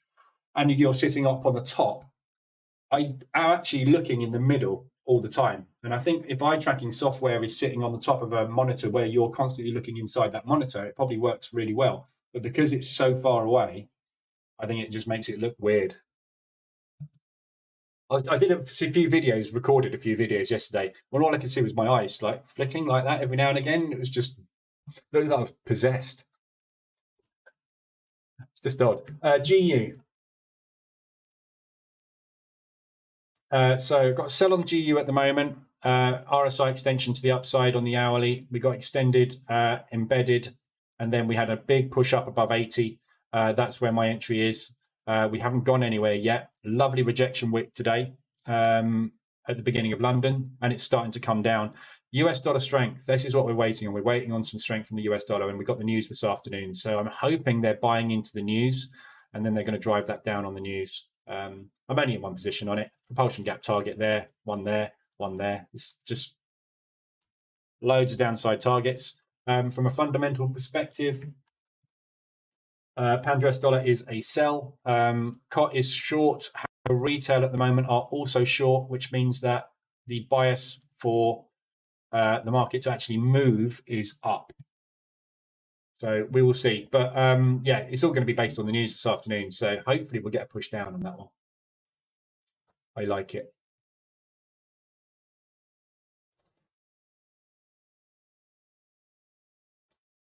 So you prefer Seka? You prefer Seka to Nirav then? I don't prefer either of them. I don't like anybody that sells the dream of driving Lambos and living a rich lifestyle off of trading, because unless you've got £1 million in the bank, it ain't going to happen. Aussie dollar yen ADR. There we go. So Aussie dollar really, really weak today. Aussie. Yeah. Come on, Aussie, New Zealand. You can do it. Just get me out of that one. But yeah, very, very good opportunities. All these Aussies, good opportunities for longs. But yeah, I mean, the fundamentals are not good. Yeah, they really screwed up yesterday. That was stupid. So not increasing their interest rates was just a big miss as far as the market's concerned. So I don't necessarily think we're going to get into a squeeze on this. But what I would probably be doing with any Aussie dollar longs is maybe scaling out them a bit quicker and trying to get flat on them a bit quicker, just in case. It may squeeze. We'll see. We'll find out. How is going with jiggle? What's jiggle? Oh, my eyes, you mean? Yeah. I presume that's what you mean. Yeah, I might turn it off. I'm going to watch the replay and see what it looks like, but I'm pretty sure it's going to look really weird. Because when I move my head around like that, my eyes still look at the camera, don't they? And that's weird. People don't do that. It's just not normal. What EA setting did you change earlier when it didn't take a trade? That was the...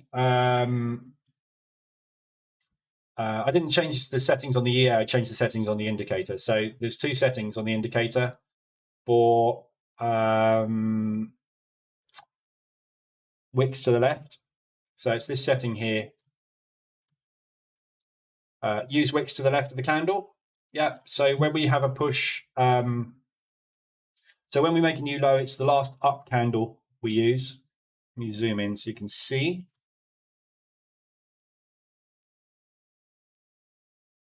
Yeah, so this is the last up candle before the low is made. Yeah, when you have use wicks to the left turned on, it actually makes the reversal or use that candle to the left. Yeah, because this is actually not the case it's designed for. But what you often find is when you get a push down, you're doing that, right? And then we do that. We make a new low. So it's usually after a strong push up. And what you tend to find is this is a good example, this candle here. So let's say this is a bullish candle, right? That would be where the normal reversal up would happen. This wick here, however, was part of that bull push, that bull run. Yeah. So what the wicks to the left is designed to do is take into account the end of the bull run. Yeah. So if you get a lower high on the last green candle, it actually takes the candle to the left of it, which will be the actual high of the bull run before the bear run starts. Yeah. So this move there, but in this case, it's not doing that. There's so little difference in it. I get asked about it a lot, and I kind of wish I hadn't put it in there. I put it in there because people asked.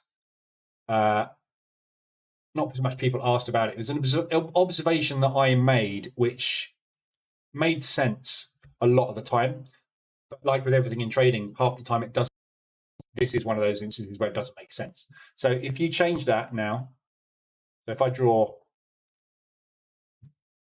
yeah, so that's where the reversal is, yeah. And that is where the reversal will appear when I change the setting. Whoops.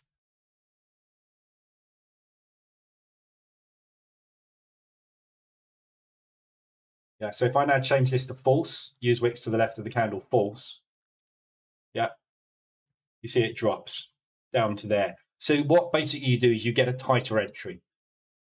But what you will also find on a lot of instances, some instances, not half, not a percentage, but some instances, is that this will act as a resistance. Yeah, as here, look, right? So that wick there, hasn't in this case, but that wick there could act as a resistance. So when price pushes back up into it, it will double top the recent high. That's what that's designed to do. Use wicks to the left is to stop those double tops triggering, where it actually comes back the other way. I wouldn't worry about it too much. Pick one. When you're position trading, yeah, we are getting into the market, right? Whether we get in there or there makes no difference at all, right? It makes a difference between my average being there or there. In the grand scheme of things, it's nothing. It really is totally irrelevant. So just don't really worry about it. Personal preference. I prefer to have tighter entries usually, but doesn't matter.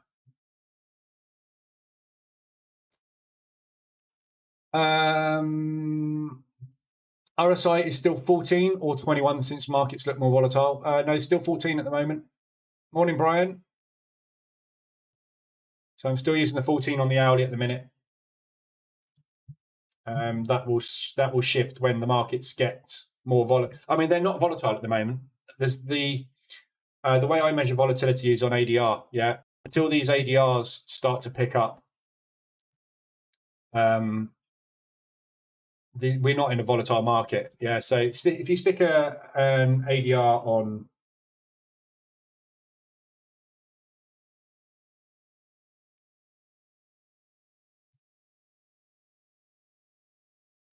Yeah, so if you go to the daily and measure ADR,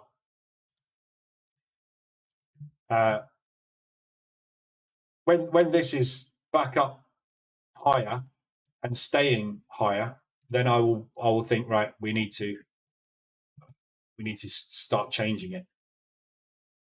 It's increasing a little bit, but not massively. So if pound New Zealand dollar is my main gauge, look. So a normal ADR on the on this pair, I would see sitting somewhere up here. This is kind of the norm, if you like. We're still down, even up there, but it's low at the moment. It is ticking up though, so we are starting to get there. The way I tend to gauge it, right? I very rarely change my my RSI setting. It's not often, and it doesn't matter massively. The trouble with the 14 as opposed to the 21 on the hourly, the 14 is my normal 4-hour setting anyway, so it's only the 20 the hourly that I've changed it on. So on the 4-hour, I'm always using the 14 anyway. It's only the hourly I normally use the 21. The first time I find out when I change my RSI is when I get into a squeeze, and I think, right, market squeezing, which means we've got the possibility of stronger movements. So when I get my first squeeze, I will go, right, let's shift back to the 21 on the hourly. The 14 won't change though. That's always the same on the 4-hour chart. So basically, the first time I get myself into a massive amount of pain, that is when I will think we need to start paying attention. Because at the moment, like I say, the buyer scorecard is not giving us any strong buys or sells at all. When stuff starts to get, we've got the fundamentals at the moment are not changing. So the way I see it at the moment is, as long as this is all still going up, or it's not coming down on a quarterly basis at a massively fast rate, which it isn't with the majority at the moment. Canadians have had a big one, and so have the Swissies, and Euro to a certain extent. But when we start to get to a point where this is dropping for 6 months on the trot, i.e., we've done our job with interest rates, good one. Now we're going to start to reduce interest rates. When those interest rates start to come down, that means economies will start to pick up. When economies start to pick up, more greed comes into the market and more volatility enters the market. At the moment, we are still increasing interest rates pretty much across the board, apart from the odd plum like the Aussies. No offense to any Aussies in here, but that's your government, not you. When that starts to stabilize a couple of times in a row, that starts to drop a couple of times in a row, that's when I'll start to think we're probably going to pick up. But it could well pick up before that. And if it does, I'm going to get squeezed. If that happens, then I will change it back. All it is a entry method, isn't it? So if you look at that one there, that one there, that one there, that one there, that one there. So those are all the ones which were above the 80 level. If I switch down now on the hourly, to 21, you can see that I just about would have got an 80 on that. I still got an 80 on that one. I still just about got an 80 on that one, an 80 on that one. So that's the difference. Those two wouldn't have been 80 extensions. Those three pretty much still would have been. So you can see the difference isn't actually huge. It's just that when you are in a market which is staying within ADR a lot, you just want to make sure that you get more opportunities. When you suddenly get all opportunities because everything's going crazy, that's when you need to scale it back. Yeah. But again, there's no right or wrong. It's personal preference. Click on it. There we go. Next information. Okay. We just had some news coming in. PMIs have just come in on the pound. 52.2, which is forecast, and services 52.9, which is pretty much forecast. So no change on those. Pound, I would imagine, is doing little.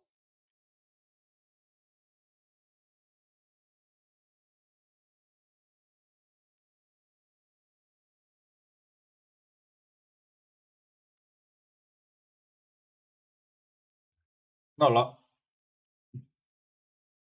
No news. Can you comment on the best prop firm you use that accepts EAs? My Forex funds would be my choice. If you go to the, actually, you can go to this link.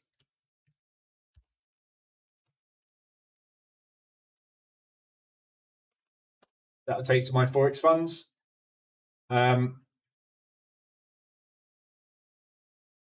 Go to channel. Oh, has that got to be an HTTPS, is it? Probably has, isn't it?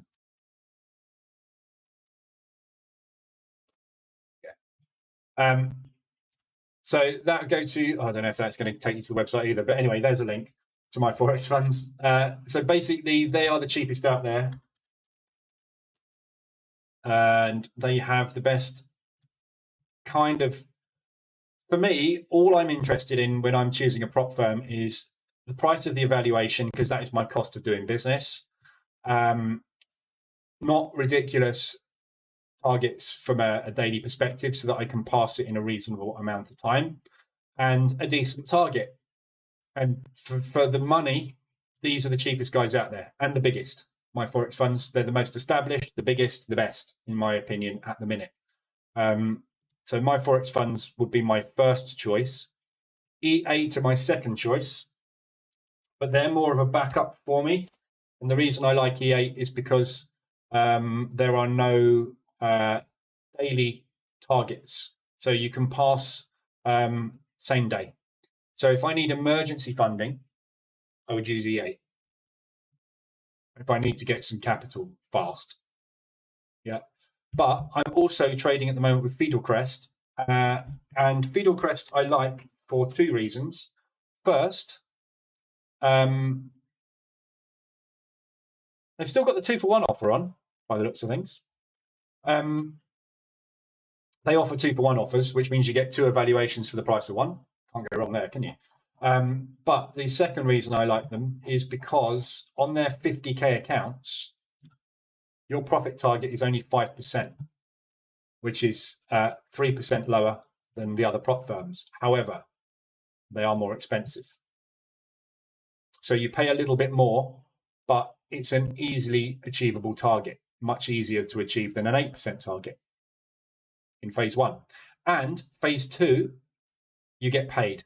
So it's a 1-stage evaluation, not a 2-stage. It is a 2-stage evaluation in the fact that you have a trading challenge and then a verification, but they pay you a percentage of your verification profits. So you actually get paid when you pass phase 2, a small amount, but it's a payment. Then you get your money back. Yeah. And then here, obviously, it's funded, proper funded. So I like Fidelcrest as well, but they are more expensive. It shows you on the website. If you go to the website and go to this page here, look, I'll put a link in. This here is, Fidelcrest.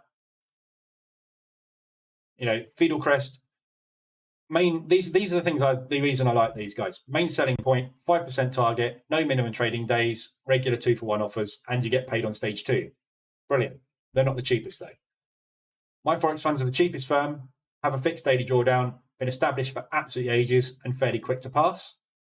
EA, second cheapest firm, no minimum trading days, and competitive targets and fast payouts. So pretty much the fast payouts is the same here. It's actually a bit quicker with EA. So those are the only 3 I would ever use. All other prop firms out there, either are more expensive, have worse conditions, worse trading execution, or more expensive, just not as good. Yeah. So you only need one prop firm. So pick one. But those are the ones that I've done the research on, and I've done the research on pretty much every prop firm out there. And people send me new ones in here every week. We're looking at a new prop firm. And I look at it and go, well, it's not as good as them. So why use them? Why not use these guys? These guys have got 37,000 funded traders. They're not a small fly-by-night firm. These ones that are starting up with 8cap as their broker every day are just going to be gone very soon because they won't get enough people on board. Someone will get a big payout and it'll bankrupt. My Forex funds, that's not going to happen. So I just don't see any point in choosing any other broker valuation prop firm. So pound New Zealand, New Zealand dollar looks like it's weakening. So any mean reversions you've got on the New Zealands are done. Look, there we go. So there's your news spike reverted. So are we or are we not? This is where we find out if we are going to pile into the New Zealand or we're not. So this is the spot to see whether or not we're going to get that strength coming through in the New Zealand dollar. Will be interesting. Oh, gold. Why do you torment me so? Drop. Hard. Fast. Be done. Pound US dollar. Have already covered that one. Anu. Morning, Alex. Thanks for joining, by the way. Sorry I missed your subscription. Alex, welcome aboard. So pound US dollar, I've got a sell on that at the moment. The minute it's extended on RSI, or it was extended on RSI, so there's my entry. Looking to short it back into propulsion and into there. There's also Depends how long you want to hold it. If you're brave and want to hold multi-day, back down into there. If you're not as brave and want to hold it maybe for a day or two, or potentially today, we could get 125 today if the US dollar powers up on the news. Obviously, this afternoon is all going to be driven by the news on the US dollar. Short-term hold, that is an intraday target because it's within ADR, so you should be able to get there easy. My target on it is 50, which is banging that propulsion gap. Yeah, so that's my target there. That high, but I'm just looking to get in and out fast. So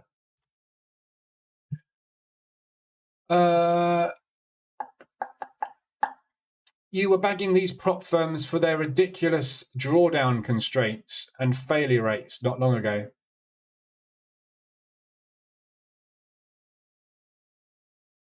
I wasn't banging them. I was just saying that that is the situation. I don't have a problem with prop firm drawdown. Sorry, 1 second. Let me just, I might need to grab the door. 1 second.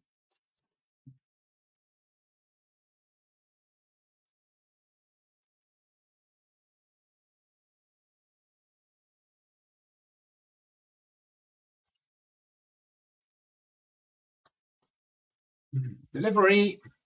Oh, it's probably more my merch. So yeah, I don't have a problem with prop firms at all.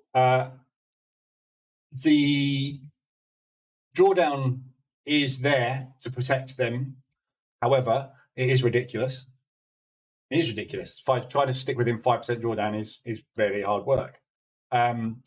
I'm not banging their failure rates. Their failure rates are nothing to do with them. Their failure rates are because everybody wants to become a millionaire and they over leverage. So if you don't over leverage, you won't fail. You know, this is normal trading, not over leveraging.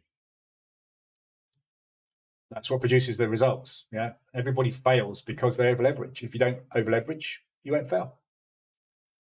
Well, you will fail. It depends on the market conditions, but yeah, but they can't do anything. If you gave, the trouble with these firms is if they gave us, if I had a prop firm, right, I could start up a prop firm tomorrow, because there's people like 8cap broker who you can just basically set up a prop firm with, and they will do it all for you, and you just basically build a website and off you go. If that was reduced, if that was removed, if the maximum daily loss was removed from an evaluation, yeah, and they stuck with the max loss, I would have $1 million in funding right now, and I would be trading with it, and I would be making an absolute fortune. That kills everybody because you cannot control the market's movement within a 5% variance. That's the problem. This is why the prop firms make so much money on these evaluations and the failures. That's the reason, because of that variation, that variance. You can't trade within 5% variance because the market will, if you trade 5 instruments or 6 instruments at a time, the market variance will be more than 5%. However, I could keep within a 10% variance. On the vast majority of my months, I could stay within, like the last 8 weeks, I haven't gone above, the H1 account basically went to 6.5 open drawdown, maximum 6.5. We made 68 grand, 68% last month. Didn't go above 6.5% drawdown. But I can't stay within 5. It's just so difficult to do that. That is achievable. So if there was a prop firm out there that removed the max daily loss, because that is what gets every account I blow, every evaluation I blow, it's 5% max daily loss. It's never the maximum loss, because the market, if it pushes against me, fine, it will come down. When it comes down, I will exit. If I exit with a break even or exit with a tiny little profit, I will exit. However, I can't control that bit. And that's the bit that gets you, but it won't get that. This is the thing. So, and it's this as well, maximum calendar days. If they made that 60, I could position trade every account I've got on evaluation. However, on evaluation, if I use realistic risk on a position trading account, on a position trading way of trading, I will have periods where I won't hit that. I'll be sitting on an 8K target on a 100K account. I'll be sitting at 5.7K with 2.4K in open drawdown. And I'll be sitting on 20 days and I'll be thinking, I'm not going to make it. I need to up my risk. What happens when I up my risk? I hit my maximum daily loss. I don't hit that, I hit that. This is the rule that makes the prop firms 20 million a year. Well, my Forex funds, they make 20 a year. They make 20 million a month on evaluation fees. That's why they make 20 million. They removed that, they wouldn't make 20 million. However, if they actually then funded the guys like me that can stay within that on a regular basis, we'd make them a fortune. But they don't do that because their business model is evaluation fees. It's not funding traders. But that's prop. Deal with it. That's just the way it is and the way it's always going to be, isn't it? So, but I don't have a problem with them. I don't have a problem with prop firms at all. It's just you need to know how to play the game. If you know how to play the game and you just say, right, evaluations are a cost of doing business. If I buy 10 evaluations, I pass 3 and I make back the cost of doing evaluations, I'm a profitable business. That's it. The trading is irrelevant. What happens in the market is totally out of your control. But you can control your costs, you can control your profits. That's the difference. And that's what I need to do a video on. I need to do a video on it basically and explain it in full when I get 5 minutes. David, what did the squeeze on New Zealand dollar, US dollar? What did the squeeze on New Zealand dollar, US dollar this morning closed all trades in the H1 hedging test?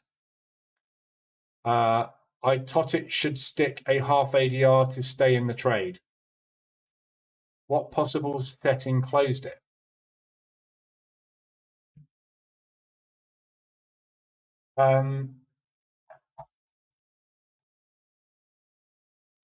New Zealand dollar, US dollar.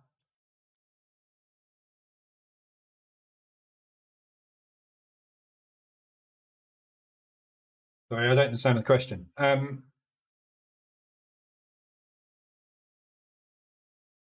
Closed all trades on the H1 hedging test. I thought it should do a stack at half an ADR to stay in the trade.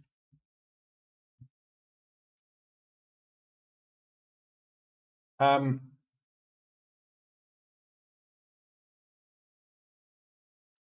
don't know. I don't know what happened this morning. I haven't looked.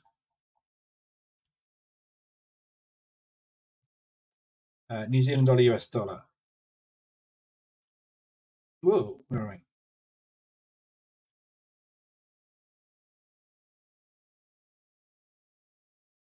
So New Zealand dollar, US dollar, we had a sell on. And another sell there.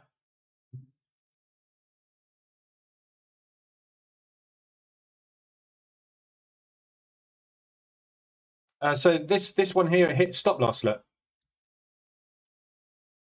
that trade hit stop loss. So this movement was so fast it didn't remove the stop in time. Basically, it's just a news event. Just basically what the EA does is it places a trade, and then it's told to remove that stop. Yeah, if the movement happens so fast on the news that you don't get the stop removed, it stops out. That's all that happened. And then it scaled out of that one, obviously, on drawdown control. So it will take us, it will take another trade if it pushes up.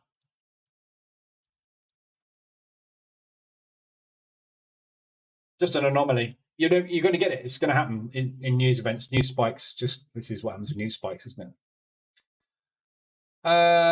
Bella, what settings with the EA to use to pass the valuation stage? Pick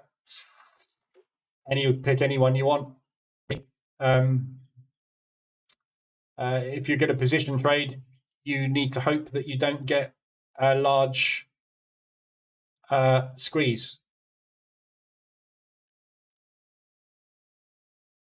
You're probably new in here, Bella, but go and watch this video on the website or on YouTube about control. Yeah, there's nothing you can do to pass an evaluation. It's nothing to do with you, it's to do with the market. If you take the best trades in the world with the best strategy in the world and the market decides it wants to go the opposite way to your entries, you will fail. If you take an evaluation and the market goes the right way with your trades, you will pass. It's nothing to do with your strategy, it's to do with the market movement. You have to stick within a 5% and you have to hit an 8%. If the market conditions when you press the buttons allow you to do that, you will be successful. Other than that, there's nothing you can do about it. Market. But all the set files will pass at some point, but they will also fail at some point. Again, depending on what the market does. So there's no right or wrong. All of these set files. Yeah, this is the H1 hedging set file. It's done four grand this month. This one's done $200, nothing. This is the H1, which has done 5.5. This is ADR reversals, which has done 3.4. Yeah, they're all doing fantastic. They're all halfway to passing an evaluation. We're 5 days into the month. What's going to happen over the next 2 days, I can't tell you. Whether it will continue to do well, I don't know. If I knew that, I would be a millionaire. Morning, Seymour. We were just talking about you. We need your gold strategy because I'm in massive drawdown on gold.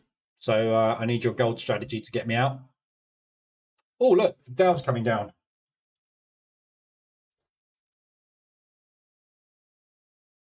Do I hold this Dow a little bit longer?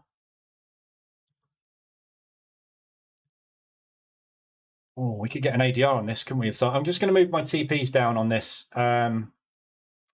If we get a strong US dollar this afternoon, we could easily get an ADR hit on this. So I might as well go for at least that propulsion gap. There's no point in getting out if we're going to get a push. Where do you from, Anu? I do from UK. What's your take profit on gold? I don't use take profits. Get out when I get out. But if you want to know a gold take profit, have a look at where we are and have a look at where the propulsion gaps are. So on gold, I would be looking, coming back down to here, gold. So how long do you want to hold it for? You've got multiple propulsion gap targets which are unfilled to the downside. So at some point, it's going to come back down here and fill, if not all of these, at least half of these. This afternoon, if we get positive news on the US, we'll be coming back down to ADR.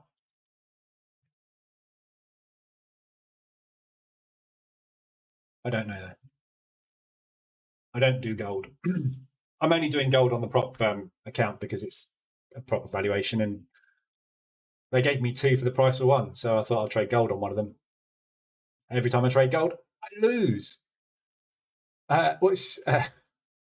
These chaps don't have a daily drawdown, although they only allow 1.5 per trading pair.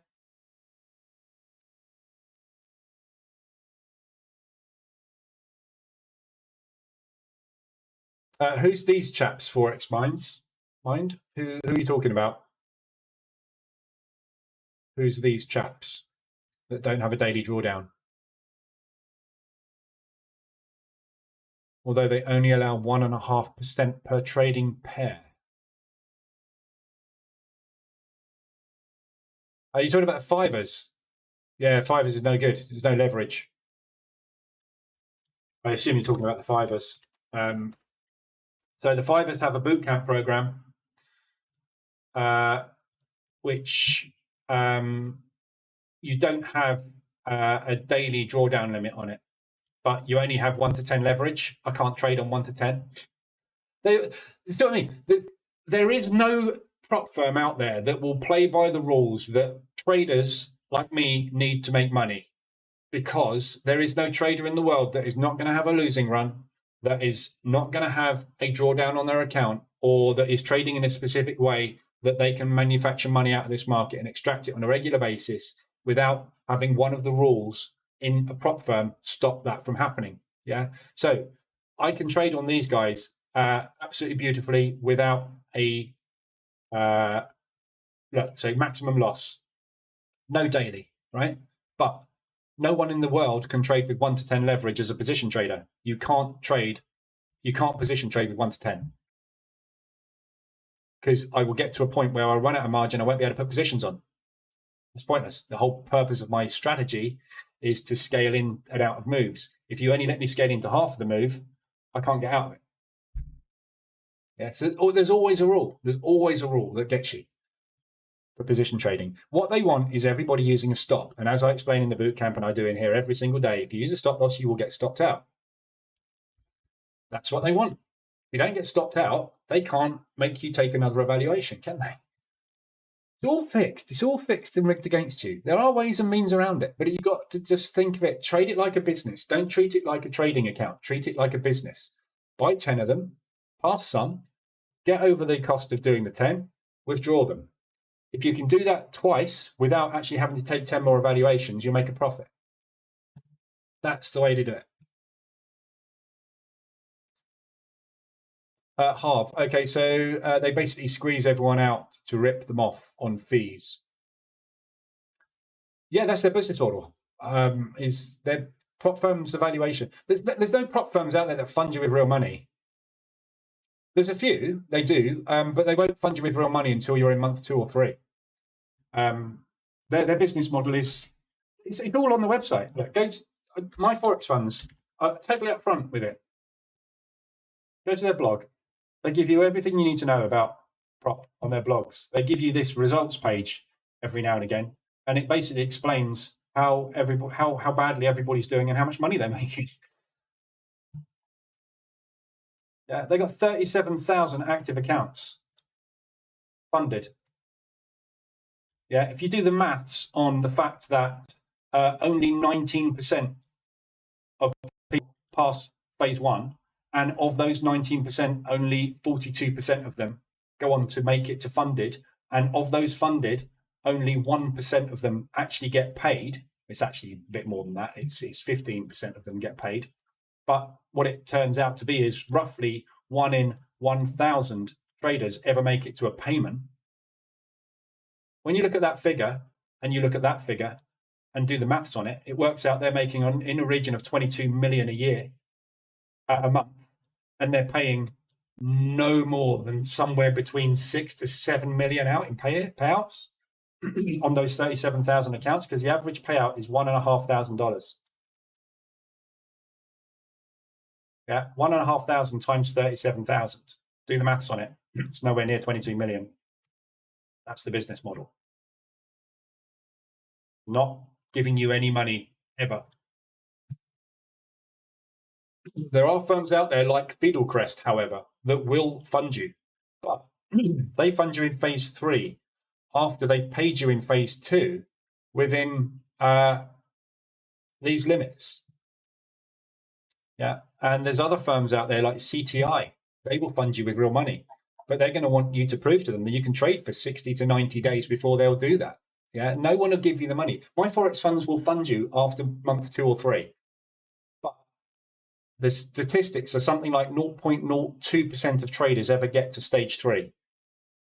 Month 3. Yeah. All this scaling, look. Where's the scaling plan gone? Where do we see the scaling plan? There's a scaling plan, wasn't there?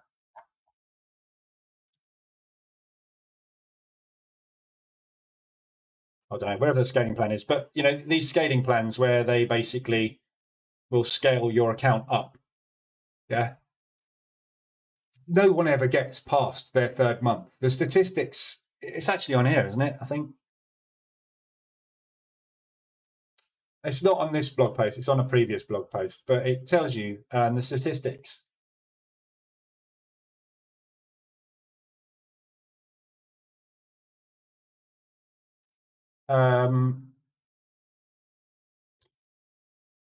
but I don't think it was in this month. It was in one of the previous posts. But the statistics were that of people that got a payment, something like 90% of them failed by month 3 to retain their accounts. So when you do the maths on it, you're getting to the sort of 1 in 5,000 people is able to hold an account for 3 months or more. Yeah. So what's the point in giving me a scaling plan that takes 10 months to get me to 1 million in funding when you know damn well I'm never going to get past the month 3 if I am one of the 5,000 traders that actually manages to hold an account for more than a month. This is, yeah. That's what everybody's doing. This is the problem everybody's doing. Everybody's going here and they're going, oh, look, for $299, I could get 50,000. Of course you can. Do you think anybody in their right mind is going to go, tell you what, give us 300 and I'll give you 50K back? Lunacy. No one's going to do that, are they? Let's go gold. Yes. Reversal alert, just going on gold. Nice M pattern reversal.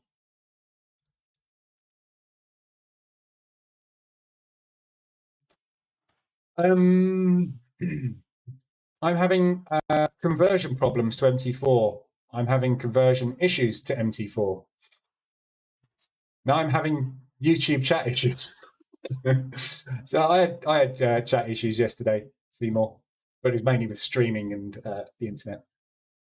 I sold Euro US dollar from 109.473.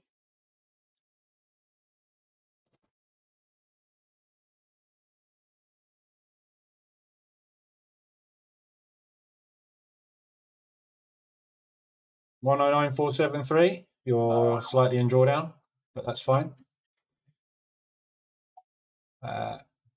Steve, I do from Spain. Trading with Zoltar. Yeah. So I went to Brighton yesterday. We have this running joke in here for those of you that are new, where we have John Wick. When the market's wiki, we use John Wick a lot, and he's got this magic 8 ball, and he uses it to predict the market. Crystal ball, yeah. So obviously, running joke is that if nobody knows which way the market's going, and if you try to predict it, pointless because you know which way it's going. So stop trying. And yesterday, I went to Brighton, and I found a fortune-telling machine. God, there's a lot of chat in there yesterday. Wow, there was a lot of chat in there yesterday. I'm having to scroll back about 1,000 miles to find it. So this is the machine I found yesterday, Zoltar. If you remember the film Big, they've got the Zoltar machine in Brighton on the pier, and you can put money in, and it basically spits a little card out and tells you your fortune. So yeah, I thought I might pop over to Brighton every time I need to know the direction of the market and ask that guy. He's got about as much chance as John Wick of predicting it, hasn't he? So pound odd. So we got some RSI extensions going off. Very much the same as what we had before, Aussies and New Zealand's, so nothing new there. Your wish is granted. Yep, gold going down. That's my wish. I just need a bit of a gold drop. That would be lovely. Do I take another one and go super aggressive? Not sure I want to go that aggressive. Oil's coming down as well. So again, oil just looking for that gap fill. Yeah. So, you know, we're talking about prop, yeah? Looking at the P&L on this account right now, it's sitting in like $800 a loss. It's not, you know, it's not really going anywhere at the moment, is it? I'm just waiting to catch a move, and I haven't managed to catch a move yet. So we're sitting in 2.83% of drawdown here, which is $1,300 a drawdown. I've got $2,500 in total on a daily basis and 5K in total on the account, yeah, as my maximum drawdowns. So this oil trade, for example, if this plays out today, is going to bank, or over the next, you know, if the gap fill idea plays out, that's going to bank me $1,700 on oil. Gold, if that plays out, is going to bank me 12, 16. Yeah. So my target is $2,500. So these two trades here on their own, if they play out in the next 48 hours, that's the evaluation passed. this is what I mean by it doesn't matter what you do. When you enter the market, either the trades are going to play out or they're not. If they don't play out, you're not going to be able to stick within 5% drawdown very easily. So you either get them or you don't. When you pass, you can then reduce your risk and stop trading stupid things like gold. But that's what I mean. You know, it's not in my control, is it? Whether I pass an evaluation, because I've taken the trade idea, and the trade idea either plays out or it doesn't. If I take lots of trade ideas with stop losses, all I'm going to do is get stopped out slowly over a long period of time. And if you take 10 evaluations with a stop loss strategy, you will probably pass somewhere between 3 to 5 of those stage ones. Why? Because a trading strategy typically has a 30 to a 50% strike rate. So if you take 10 evaluations, you will pass 3 to 5 of those. Then on those stage ones, you repeat. So let's say, for example, you pass 5 of them, you will pass 30 to 50% of those. So of those 5 evaluations, you'll probably come out of it with maybe 2 funded accounts. Of those 2 funded accounts, if you've got a 50% strike rate, you might get one of them up to the 8% target. Withdraw that money, that pays for the original 10. Job done. That's your business model in prop. Not buy one account and scale it up to 1 million over 6 months. You're never going to do it. That's not the way you do it. That's not the way that I do it. There's a guy on, who was it? It was on Discord. Let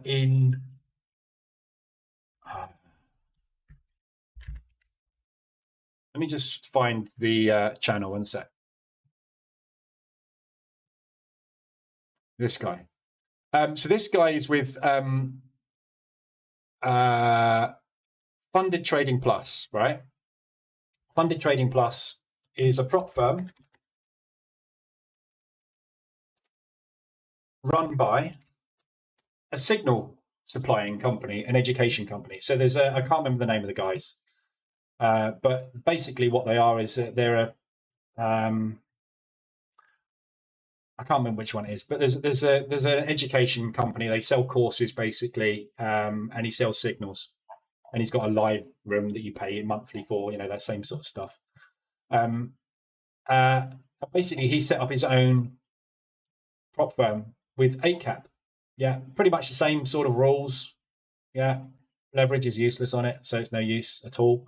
Daily drawdown is tiny, can't use it. Relative drawdown, virtually impossible to trade within. Price, more expensive than everybody else. Again, this is why you don't use these companies, because they're not as good as the rest. But they posted a video about this guy who turned $499 into $800,000 in 3 months. And I watched this video and I was looking at it thinking, there's no way you've turned $500 into $800,000 in 3 months. He might have had a lucky 3 months, which is fine. But do you know the funny thing about that video was? They asked him about his strategy. And do you know what his strategy was? ADR reversals. And he says in the video, my mentor taught me to trade ADR. And I'm just wondering, was that me? Has this guy jumped ship and gone off to another company and he's trading ADR reversals? But yeah, in his video, he talks about how he does it. And he's built his own indicator for TradingView, which trades ADR reversals, which I thought was very interesting.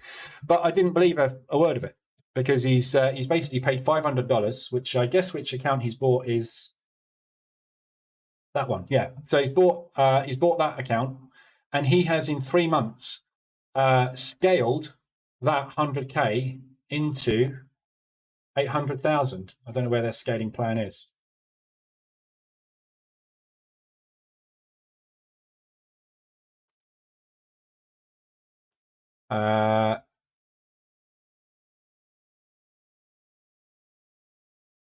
Doesn't say about scaling, does it? But either what he's done, because he's paid $500, right? So either what he's done is he's taken that and there is no scaling plan. I've not really looked at these in detail, but there's no scaling plan. What he's done is he's 8x'd that account, right? If you can 8x an account in 3 months, you're just gambling. So he's had a really lucky 3 months, if that's the case. But you have to ask the question, if this guy's got up to 800,000, right, and he's in effect got 700K in profits available, this company has got to make $700,000 in evaluations, and they're a tiny little firm to actually pay him out. So, it doesn't add up ever, does it? Something's always seems a little bit too fishy with all of these. I was just going to see if they've got a scaling program. There you go.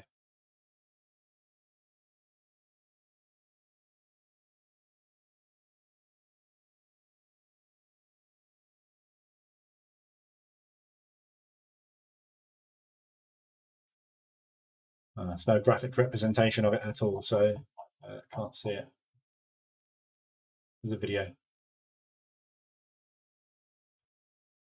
Anyway, yeah, but I just thought it was interesting. That guy, he's trading ADR. Wonder where he got that from. Right, that's all I've got for you this morning. No one else is asking for anything to be analysed, so I'm going to leave it there. I shall just be monitoring what we've got on at the moment.